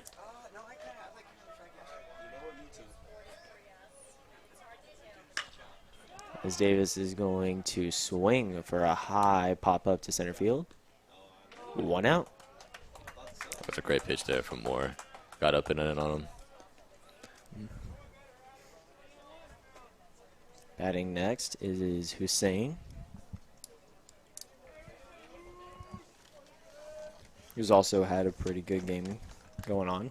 This entire team has put up some really good numbers. Yeah, they're, let's see, I think they got about 4 or 5 guys hitting over 300, which is key for success.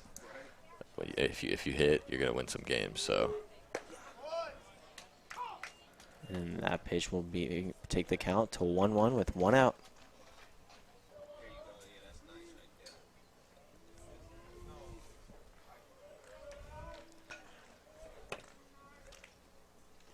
That was a great pitch from Moore.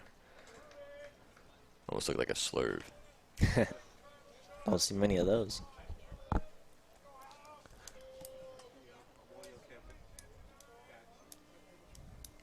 2-1 count for Hussein, who's going to slide that right to the second baseman, Andrew Flores.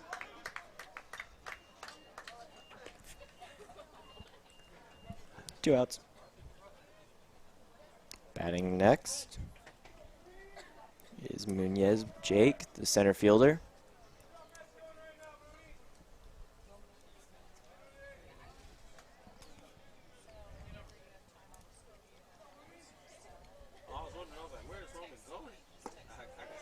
Down low for a ball. Josh Moore has started to settle down in there and get his pitches out. He's did a great job commanding his pitches. Especially just coming out of the pen. Yeah.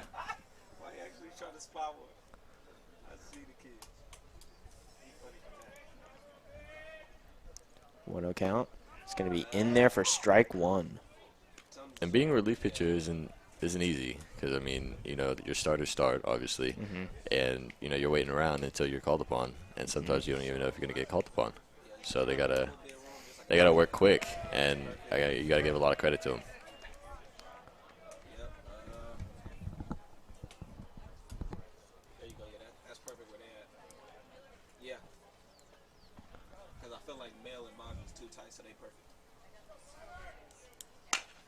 He's going to hit that to Flores, who's going to throw it to Pridey for 3 outs. 1-2-3 inning by Josh Moore, who's been pretty exceptional. We'll be back for the bottom of the 8th inning.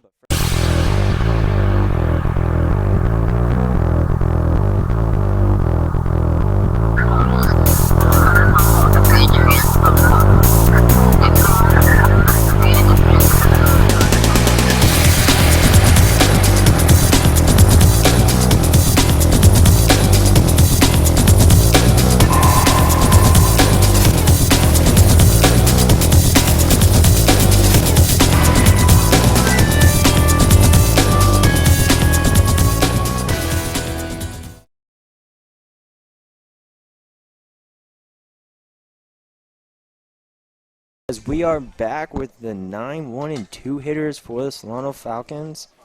Berto Diaz, who was around base his last time up.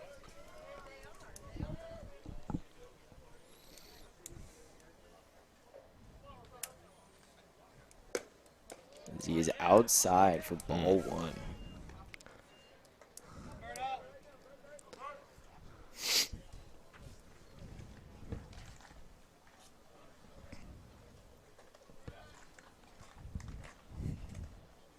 Second pitch on its way to Roberto is going to be in there for strike one. 1-1 count. I think Boyer's done a great job coming in relief too. Hasn't really let Solano do anything, and just been throwing the strikes. As we have Tyler Pearsall warming up, looking Big to close closer for Solano. Looking to close this game.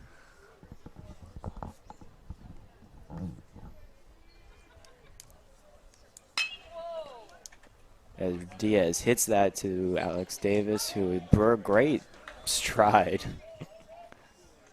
by Maine to get the first out. Davis has been pretty busy out there at shortstop today. Yeah. 7, Vinny Margiotta. And with that out, we have the top of the order with Vinny Margiotta coming up to bat. Who was the first person to get on base that started that comeback with the error.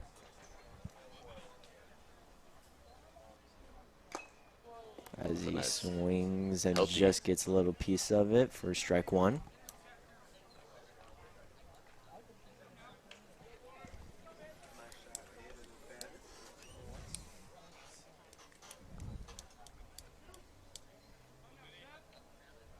Second pitch to Vinny is going to be lined right up the middle, but caught by Brett, who is going to toss it to the first baseman. 2 outs. Up next is Andrew Flores. That was a great heads-up play by Brett. Just kind of stuck out his glove and hoping the best and hit it.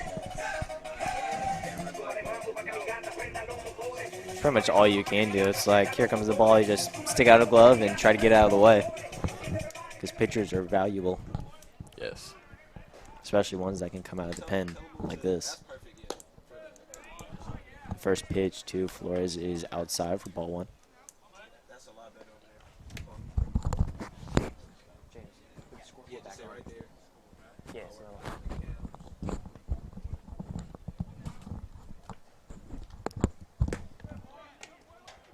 That second pitch is going to be outside for ball two.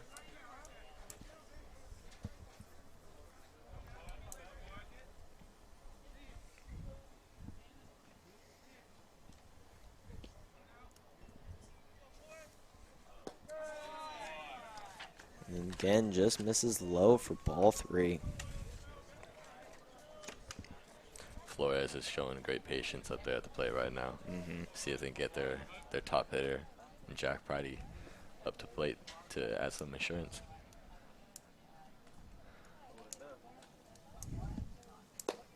And misses again outside for ball four. That brings up Jack Pridey. 2 outs and a runner on first.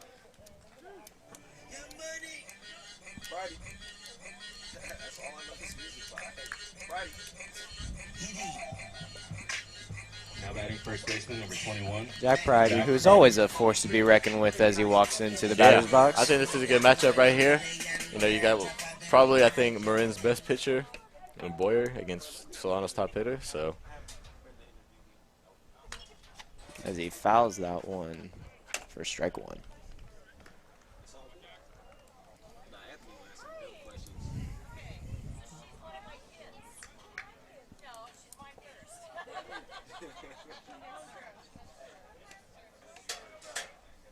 Oh, 1 count to Pridey. Looking to add a little insurance.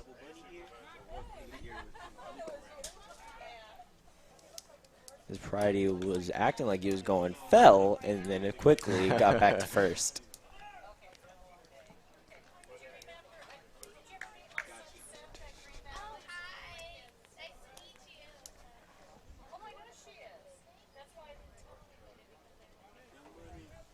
One count to Pridey. Low for ball 2.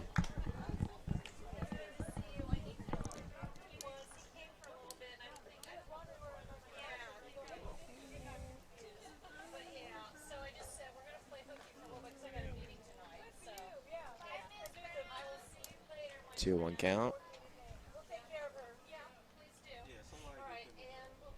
Here's the pitch. This party swings and misses, looking to crush that one. Friday was definitely trying to go for the home run swing right there. Oh, yeah. Now he's got to shorten up. Got to protect here. 2-2 count, 2 outs. But Boyer doesn't want to fall behind him and walk him because he's got another force to be reckoned with in Denning.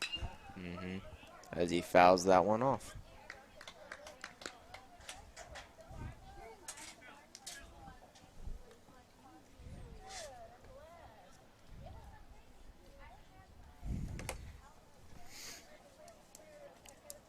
So are we doing the interview after this inning? Yeah, I'm about to say. As Friday lines that one into the gap of right center field. Flores is going to stop and stay at third, and we have runners at the corners with 2 outs.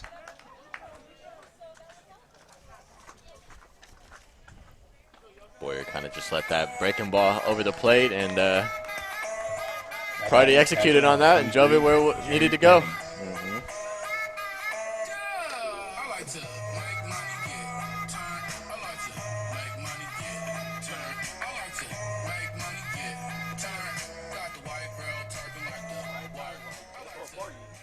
As we have the pitching coach come out, talk to Boyer. No one warming up in the Marin pen. Looks like Pearsall's still warming up down there. I like Pearsall. Good guy. He's a good pitcher.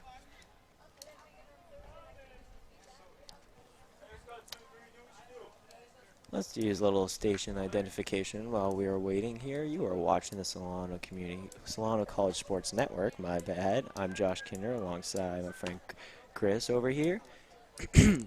If you are interested in joining or watching any more of our games, we are on Facebook at SCSN, Solano College Sports Network. We also have our Twitter at SCSN, our Instagram at SCSN, or our YouTube page.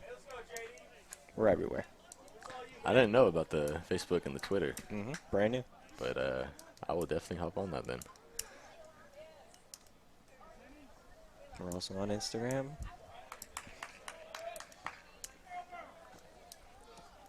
And after that, we are back. Everyone's reset.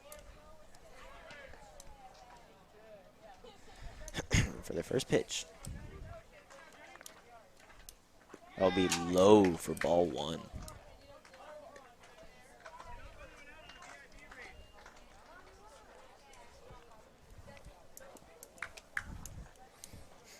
Jared Denning, who flew out to left field his last time up. Pops this one high for the right fielder. Nope, second baseman. As Chupin drops it, and that is the end of the 8th.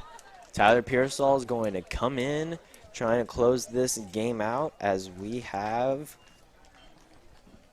Harwell, Hembro, and Burke. We'll be back right after this.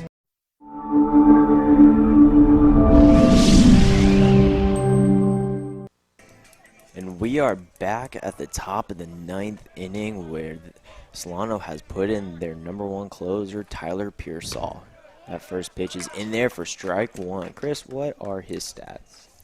Pearsall's sitting here, 10 2/3 innings, and he has, let's see here, he has a 0 ERA in that span. So that hit is going to be popped up and just misses by the diving left field Cody Gregory, and that will be a double.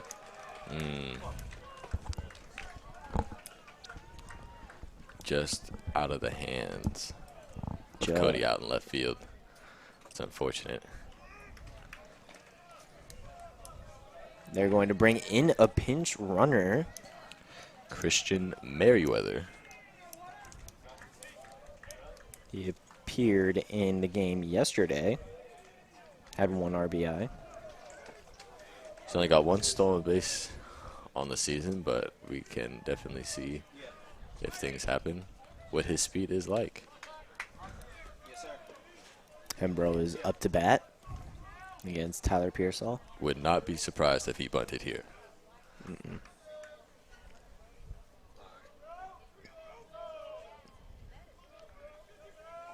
Here's the pitch from Pearsall. Shows bunt. High for ball 1.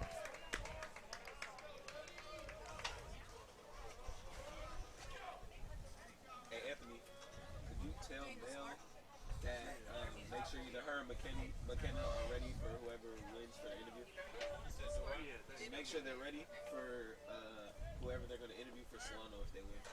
Pearsall's second pitch is going to be dropped down for a bunt. And it'll be safely thrown to first for 1 out, but the runner did advance to third. Standing asking for time.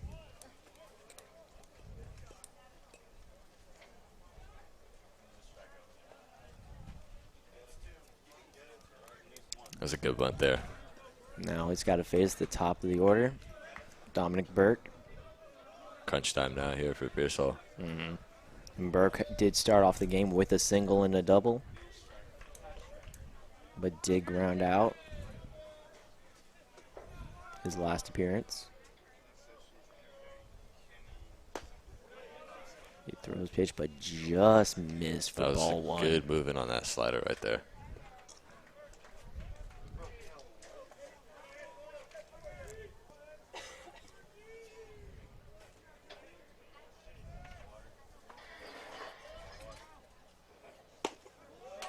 Misses outside for ball 2. Burke's not going to be swinging at anything. He's looking waiting for his strike. He's waiting for it.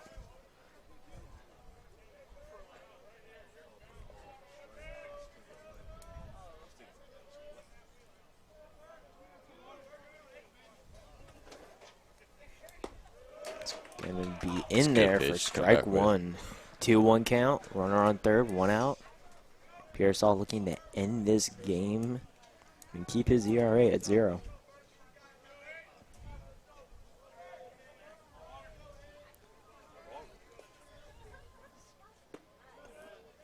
Just misses outside for ball 3. 3-1 count. To Burke. Got to give him something to hit.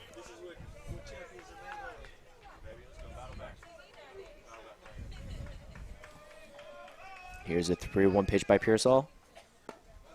As he gets in with the strike with the full count. Here. What do you think Burke's looking here for? I think he's going to give him like a breaking ball and trying to get him to chase.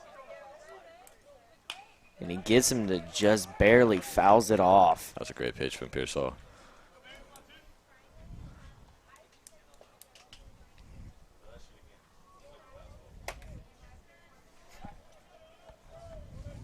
Game-changing moment right here.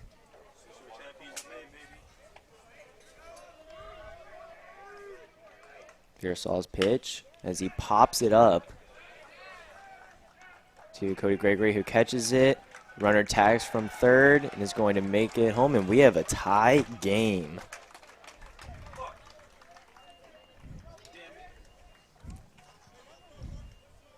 Two outs now for Marcus Chu.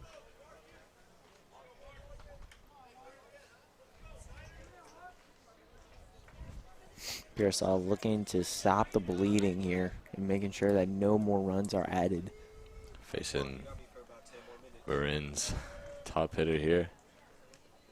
And the ball hits Chu, and that is a runner. Looks like he didn't make an attempt. He kind of stuck out his arm.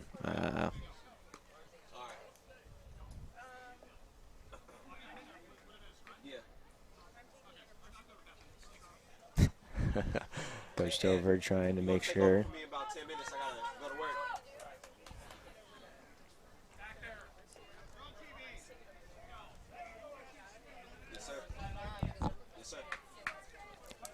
1-0 to Marcus Chu. Here's the pitch. And he's in there for strike one. Good bounce back pitch from Pearsall.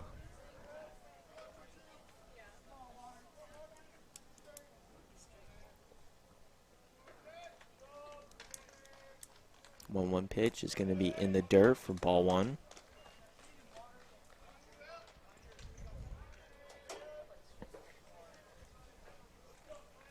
Carlo, ask everyone what time he has to be at work. 2-1 count. Chu's going to swing that one in to the second baseman. Great Who's gonna hit play. it, and that will end the inning. Bottom of the ninth coming up as the Falcons are going to try to take this one home. We'll be back right after this.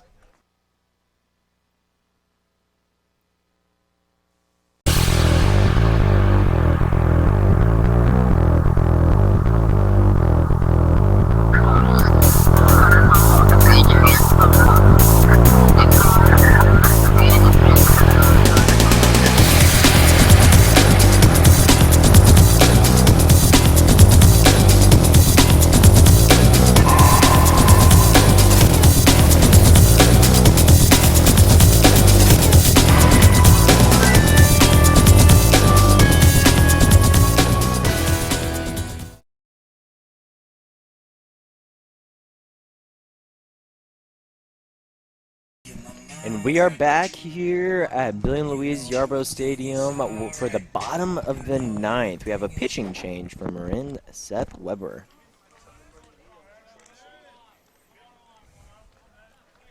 He will be facing the middle of the order of Corral, Noble, and Killiton. First pitch is in there for strike one. That's a good pitch to start him off with. It looked like a changeup almost. Weber has a 12 ERA. Although he does only have 3 innings pitched. Swing and a miss by Corral.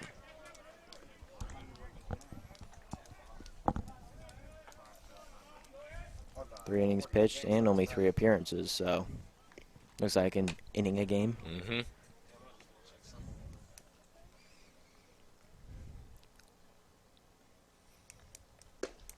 Wow, Swing in a miss, and that is strike 3. Batter out for 1 out for Aaron Corral, bringing up Luke Noble. That was a nice pitch for him. Had a nice bite to that slider. Number 3, Luke Noble.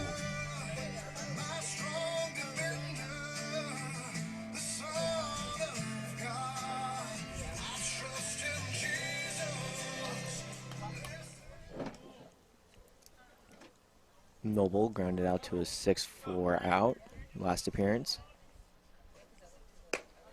And he watches that go outside for ball one.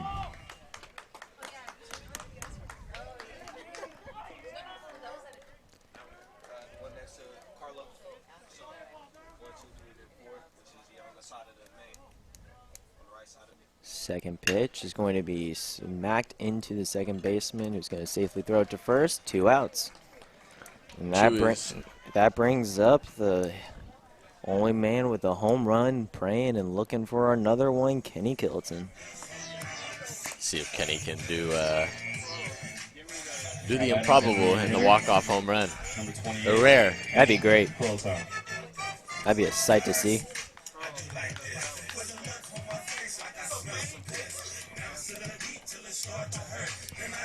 If Killiton does reach, it's going to go Cody Gregory, Roberto Diaz, and then top of the order with Vinny Margiotta.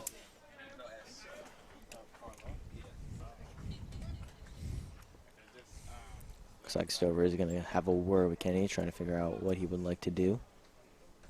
There is action in the Solano Falcons bullpen.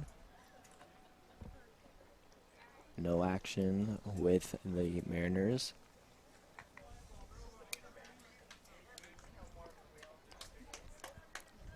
Kenny got his word from Stover. Steps in the batter's box. And here we go. he watches that pitch get in there for a strike. Saw the first pitch, now he's ready to attack.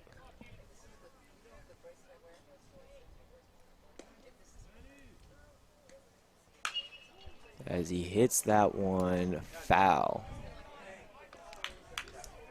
He's been on it all day. He just got to straighten that out, and that boy's got some pop in his bat. A lot of power in this kid. Oh, yeah. A lot of power.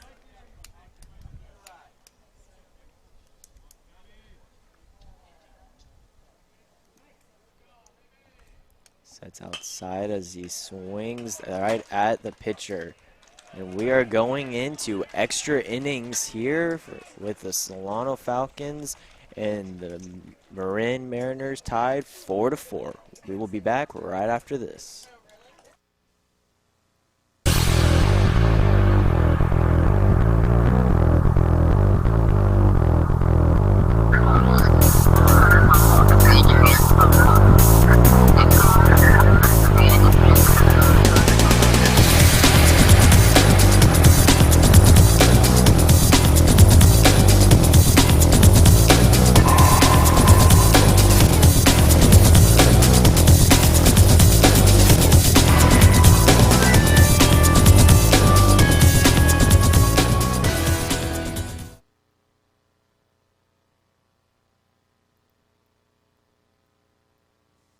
And we are back for the top of the 10th inning with the new pitcher, Chris Bruner, also known as CB to the team. He's got 8 appearances, 11 innings pitched, and 8 earned runs. His ERA is 6.35. Not too bad. Not too shabby. Not too shabby. I think he's a good relief piece for this Solano pitching staff. So I think he should be successful as long as he stays with what he usually does.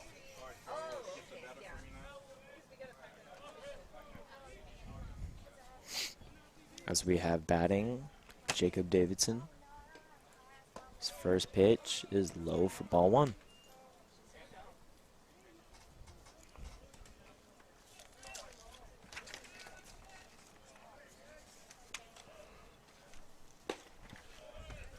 That ball is outside for ball 2. Doesn't want to walk Davidson here, especially in an extra inning game. And he already has a double to his name. Ball high again for ball 3. 3-0 count, Davidson.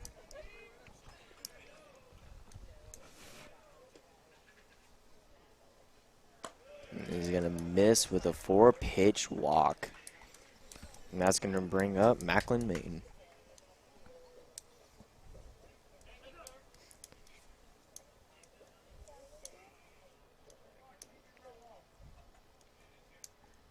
Bruner's trying to settle down and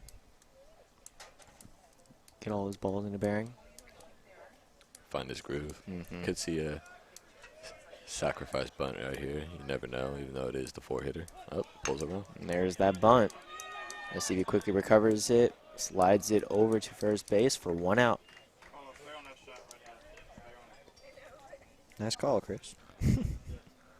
Small ball wins you games. Yes, it does. And for Solano, it wins them home games. Stover is going to come out.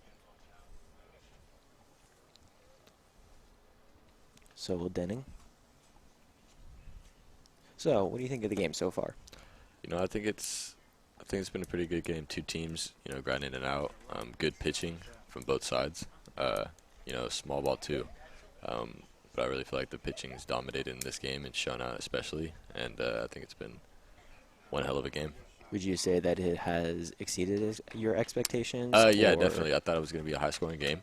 I thought everyone was going to have, you know, through the lineups and everything like that. But it's kind of been a fast-paced game because of the low scoring. So.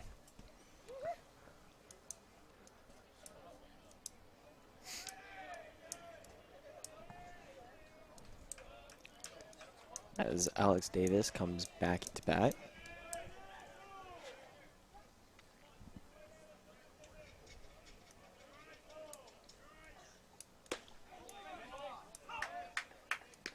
is in there for strike one.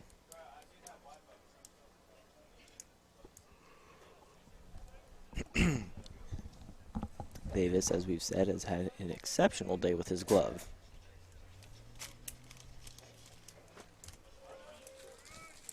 See if he can be the MVP of this game.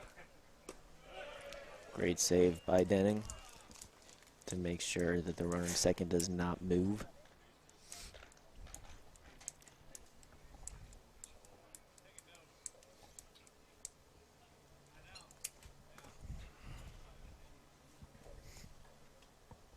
CB trying to give himself a little bit of confidence from the words of wisdom from his catcher.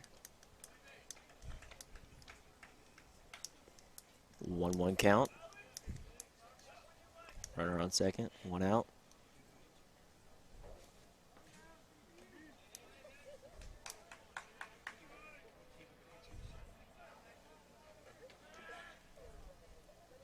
Here's the pitch. And it's good. Drops low for ball two. It's a good pitch. Even though it did miss, it had a good spot to it. Mm-hmm. All the pitches that we've seen from the pitchers in the pen, they're pitches that they're missing. It's just by the play discipline of the batters. Yeah, it's not like they're way yeah, outside. they're not all over the place. They're not, no command or anything like that. But they're it's just the discipline of the other team. And the umpire is kind of tight today, so I think they've done a pretty good job. As Davis flies that one out foul. There you see Carlo, one of our own cameramen, doing an excellent job on the game. Yes, he is.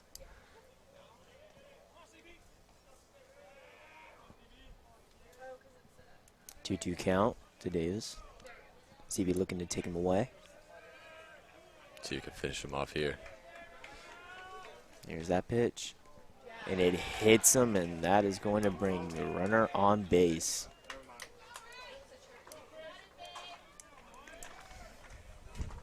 And with that hit by a pitch, now we will have Adam Hussein.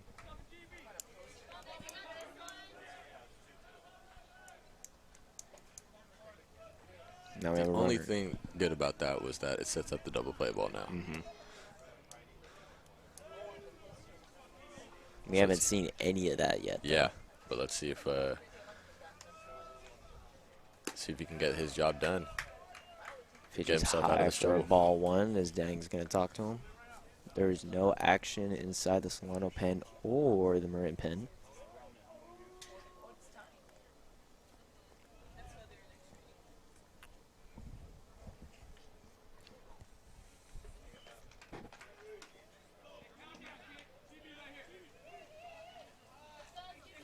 Got a runner on second and first with the 1-0 count, one out. DB looking to put away this runner any way he can. And time is called.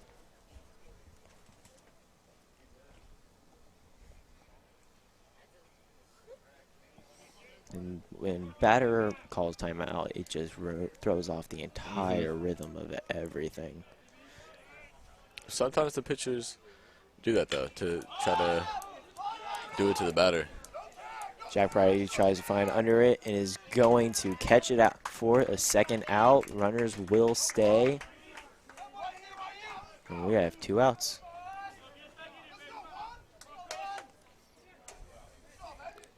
One more out and he can get himself out of this jam. Brenner's looking out to get out of this jam. Situation that he does not want to be in, nor neither of anyone he wants to be in. And the Solano dugout.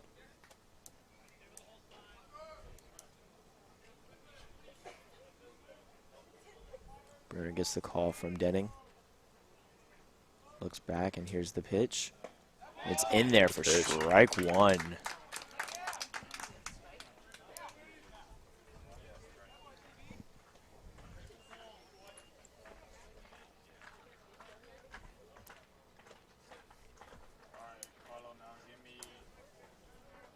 Jake Nunez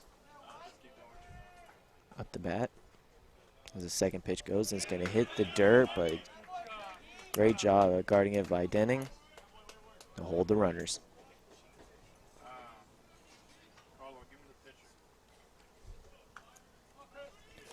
1-1 count, 2 outs.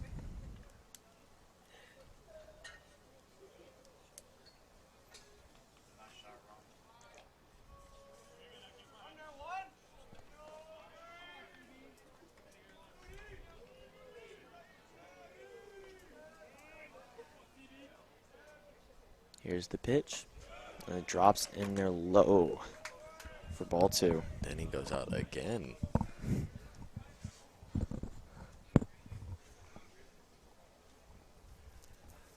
What do you think he's saying? Relax, honestly. I've been out there before, and you know, when you get in situations like this and you're kind of spotty with your command, you just take a deep breath, relax, and just keep doing what you're doing.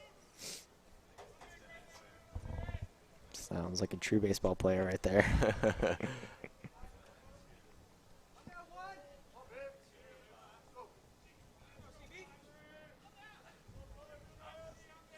Bruner shakes off Denning. Gregory on a pitch. 2-1 count. That is low for ball 3.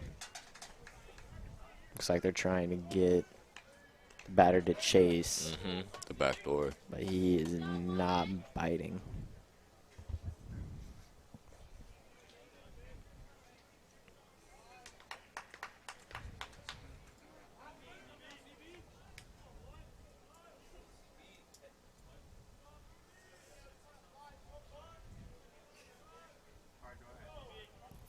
Three 1 count, 2 outs. Bruner trying to get out of this jam. And there's the pitch, and it's going to be fouled off. That was a good, looked like a changeup right there. Because if that was a fastball, that would have been hit pretty far. So I thought that was a great job right there from Bruner. But now, runners are in motion. Merry-go-round starts, and this is a pretty intense situation right now. Full count, 2 outs. 1 strike away from getting out of this. He's going to hit it right back up to center, and he's quickly recovered, but no, and the runner is going to stop into a pickle. They're going to chase him back as the runner gets in the pickle, and they're going to tag him out, and that is how they conclude the 10th inning. That was a great job of defense right there from the Falcons.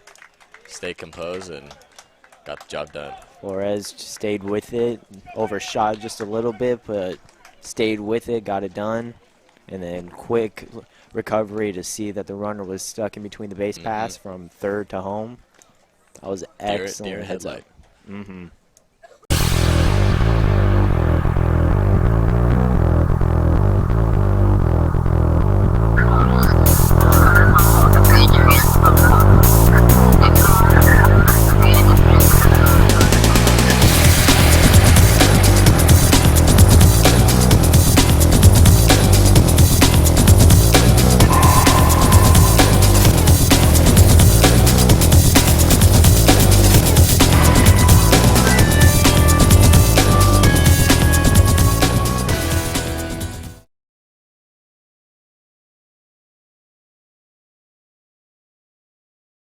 And we are back at the bottom of the 10th with a pinch hitter up to bat, who is number 29, Cameron Michael. Cameron Michael.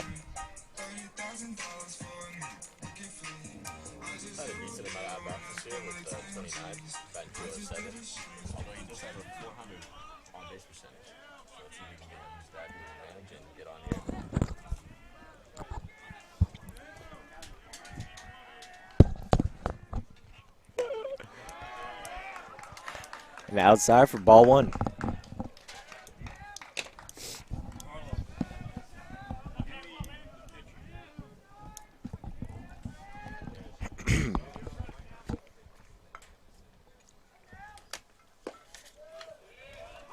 In there for strike 1.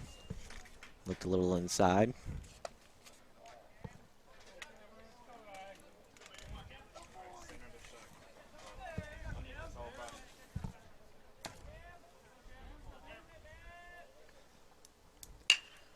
He slams that one into the first baseman for 1 out.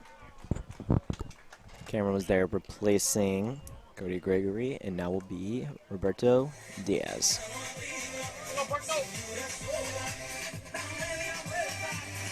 Now batting center fielder, number 5, Roberto Diaz. 4-4 is your score at the 10th inning with 1 out. With a great show of conference play right here. Going into extra innings, close game. You can't ask for much more. No, you cannot.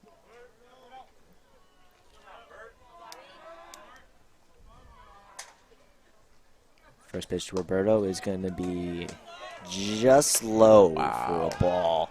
Wow.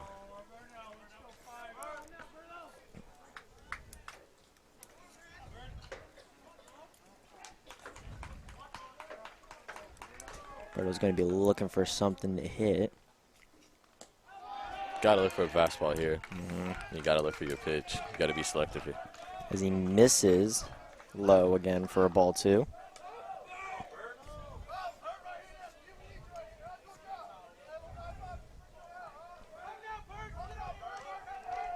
Two-0 pitch to Diaz. Shows bunt. Pulls back for a strike 1. Now with a 2-1 count.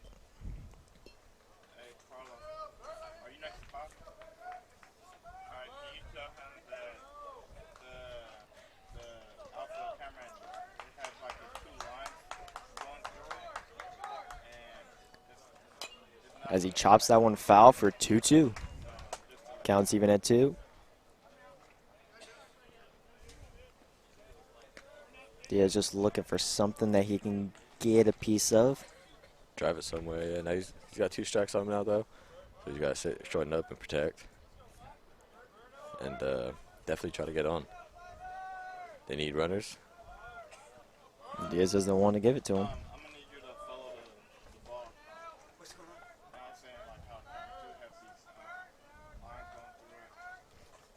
As he chops that one into the gap between shortstop and third base for a single. And just like we said, looking for a hit. Looking for runners. Now, here can be interesting. They could send a runner. We had Vinny bunt a lot in this situation. We could see a bunt here, even though there is 1 out. You know, you got to make the defense play defense. And, you know, you could see some interesting ball right here played. So it'll be interesting to see how Stover has him approach this. Top of the lineup, too, so big hitters coming up for Solano. And Diaz quickly runs back, trying to not get caught stealing.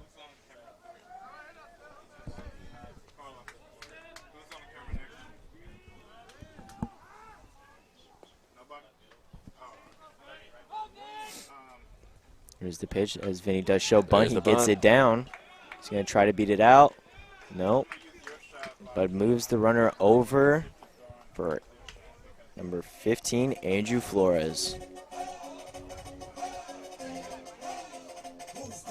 Running in scoring position. Let's see what Flores is made of. This is he already has do 2 doubles today, so round bases once. Would like to get another one or a single just to finish up this ball game here and get his team the victory.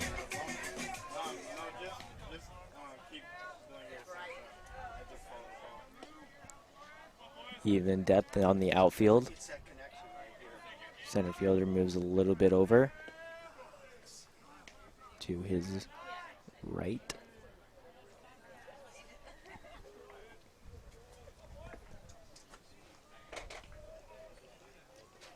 So how would you approach this situation as a pitcher? As a pitcher, you have first base open, but you do have the hottest hitter on Solano in the on-deck circle. So I'd probably work around him, not give him something to hit. Probably pitch him low and away, some backdoor stuff and some fastballs. And you know, if he gets a hit, he gets a hit. But you know, if you do your job, you know you did your job. So And with that pitch, that is one ball. Count is 1-0, 2 outs. The winning runner is on second. As the ball gets by the catcher and Flores, and Diaz is going to go head to third. With the winning run only 90 feet away. This could get interesting, though. This could get really interesting. 2-0. Strike here, it makes it 2-1. You could see some trickery come into play, and you maybe, just maybe, could see Flores bunt it down the third baseline. That's just the food for thought, though.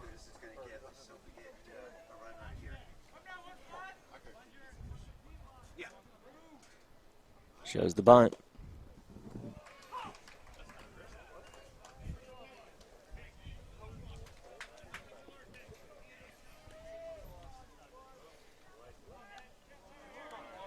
Two-one count.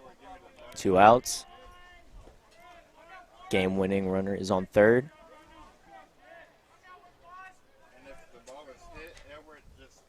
Flores is looking for a pitch to hit to end this one.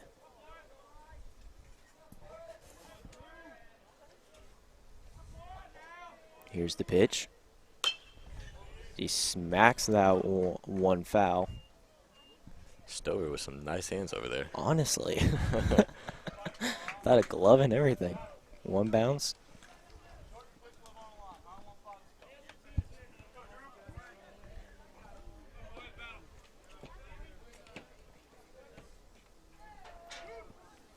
Two count. 2 outs. Runner on third.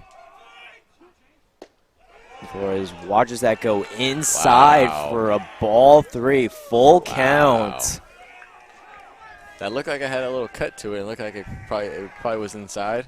But that was definitely too close to take. Full count. 2 outs. Game-winning run on third. Andrew Flores up to bat looking for something. Here's the pitch, and it hits him. And that is going to put him on first base, and the inning will continue with Jack Pridey coming up.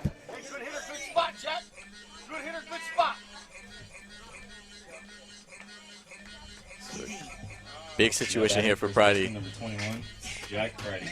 See what Stover and him talk about.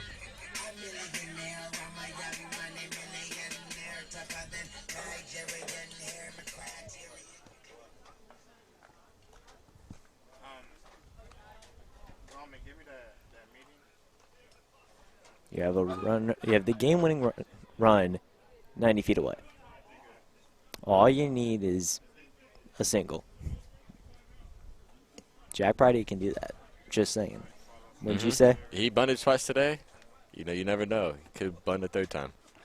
Yeah, but the only reason he got safe on that bunt was the error. Yeah. You can't be You got to make the defense play defense. Yeah, but you can't always bank on an error for it to happen. Yeah, exactly. But, I mean, the first bunt was the one right down the line. So.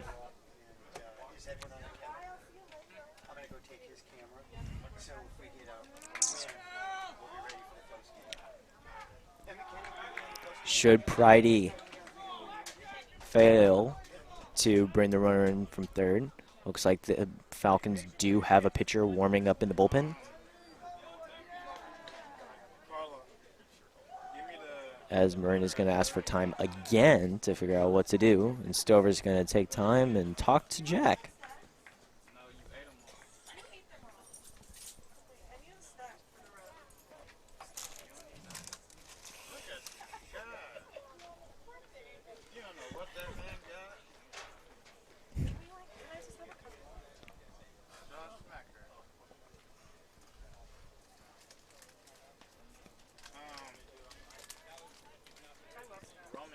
This game is intense. You can literally just feel the intensity in here.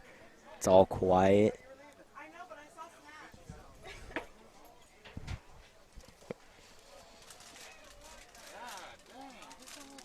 Long visit from the Marin coach.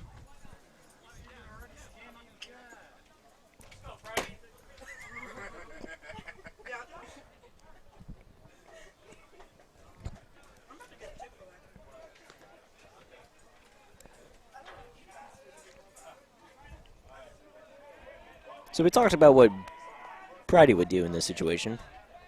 What would you do if you were a pitcher? Pitcher. Would you go at him? I would. And just test him? You have a second base open. You have the 2 best hitters in the 3 and 4 spot right now. Right now, what I would do, I'd pitch around Friday. I'd go after Denning only because of the day Denning's having right now. He's been struggling at the plate right now for today. And my best bet, if I was a pitcher, is pitch to Denning, even though bases would be loaded. Jack shows bunt, and the ball gets away. As Roberto Diaz goes in and scores, and that is the game. The Falcons win 5-4. A walk-off wild pitch. Walk-off wild pitch, yeah. You can't ask much more for the ending, like a great ending. That was great. That was fantastic. That was a great win for the Falcons today. That was a great heads-up play, too, by Diaz. Great base running. Oh, man. That was just a perfect chain of events where we had both wild pitches brought Diaz from second to third and just only 90 feet away. That was perfect. But that will do it for us here at the broadcast booth. Your final score is the Falcons 5, the Mariners 4, and we will be right back with our Best Buy player of the game. I'm McKenna Guerrero here with the Solano College Sports Network, and I'm here with our Best Buy player of the game, Kenny Fulton. First of all, Kenny, congratulations on the victory today. Thank you. You're DHing today. Hit that home run. Walk us through the at-bat. First of all, I was looking for a fastball middle away, and then I think he threw me a changeup kind of inside. He left it over the middle of the plate, and I just turned on it. That's what we worked on yesterday, so that's what I had to do. Now, I've noticed that you've looked super comfortable pitching and hitting. What has fueled your improvement as the season has progressed? Just working on coming here, doing the early work and all that. I haven't been really pitching, but I've been really focusing on my hitting because I've been struggling lately. I just changed my batting approach and then look for things like middle in, middle away. Just waiting for the mistake. Now you guys start conference play on Tuesday. What has your team done to get ready for the rest of the season? Practice every day, no days off. We got to come in, go to class, do everything right, get all the bunts down because he's been getting on us about that lately. So getting the signs down, getting the bunts down, we should be good. Well, congratulations, Kenny. Thank you. Solano did an outstanding job. A little bit of a rocky start, but ended up defeating Marin in extra innings 5-4. On behalf of Kenny Culleton and myself, thank you for supporting the Solano College Sports Network, and we'll see you next time. Thank you. No problem.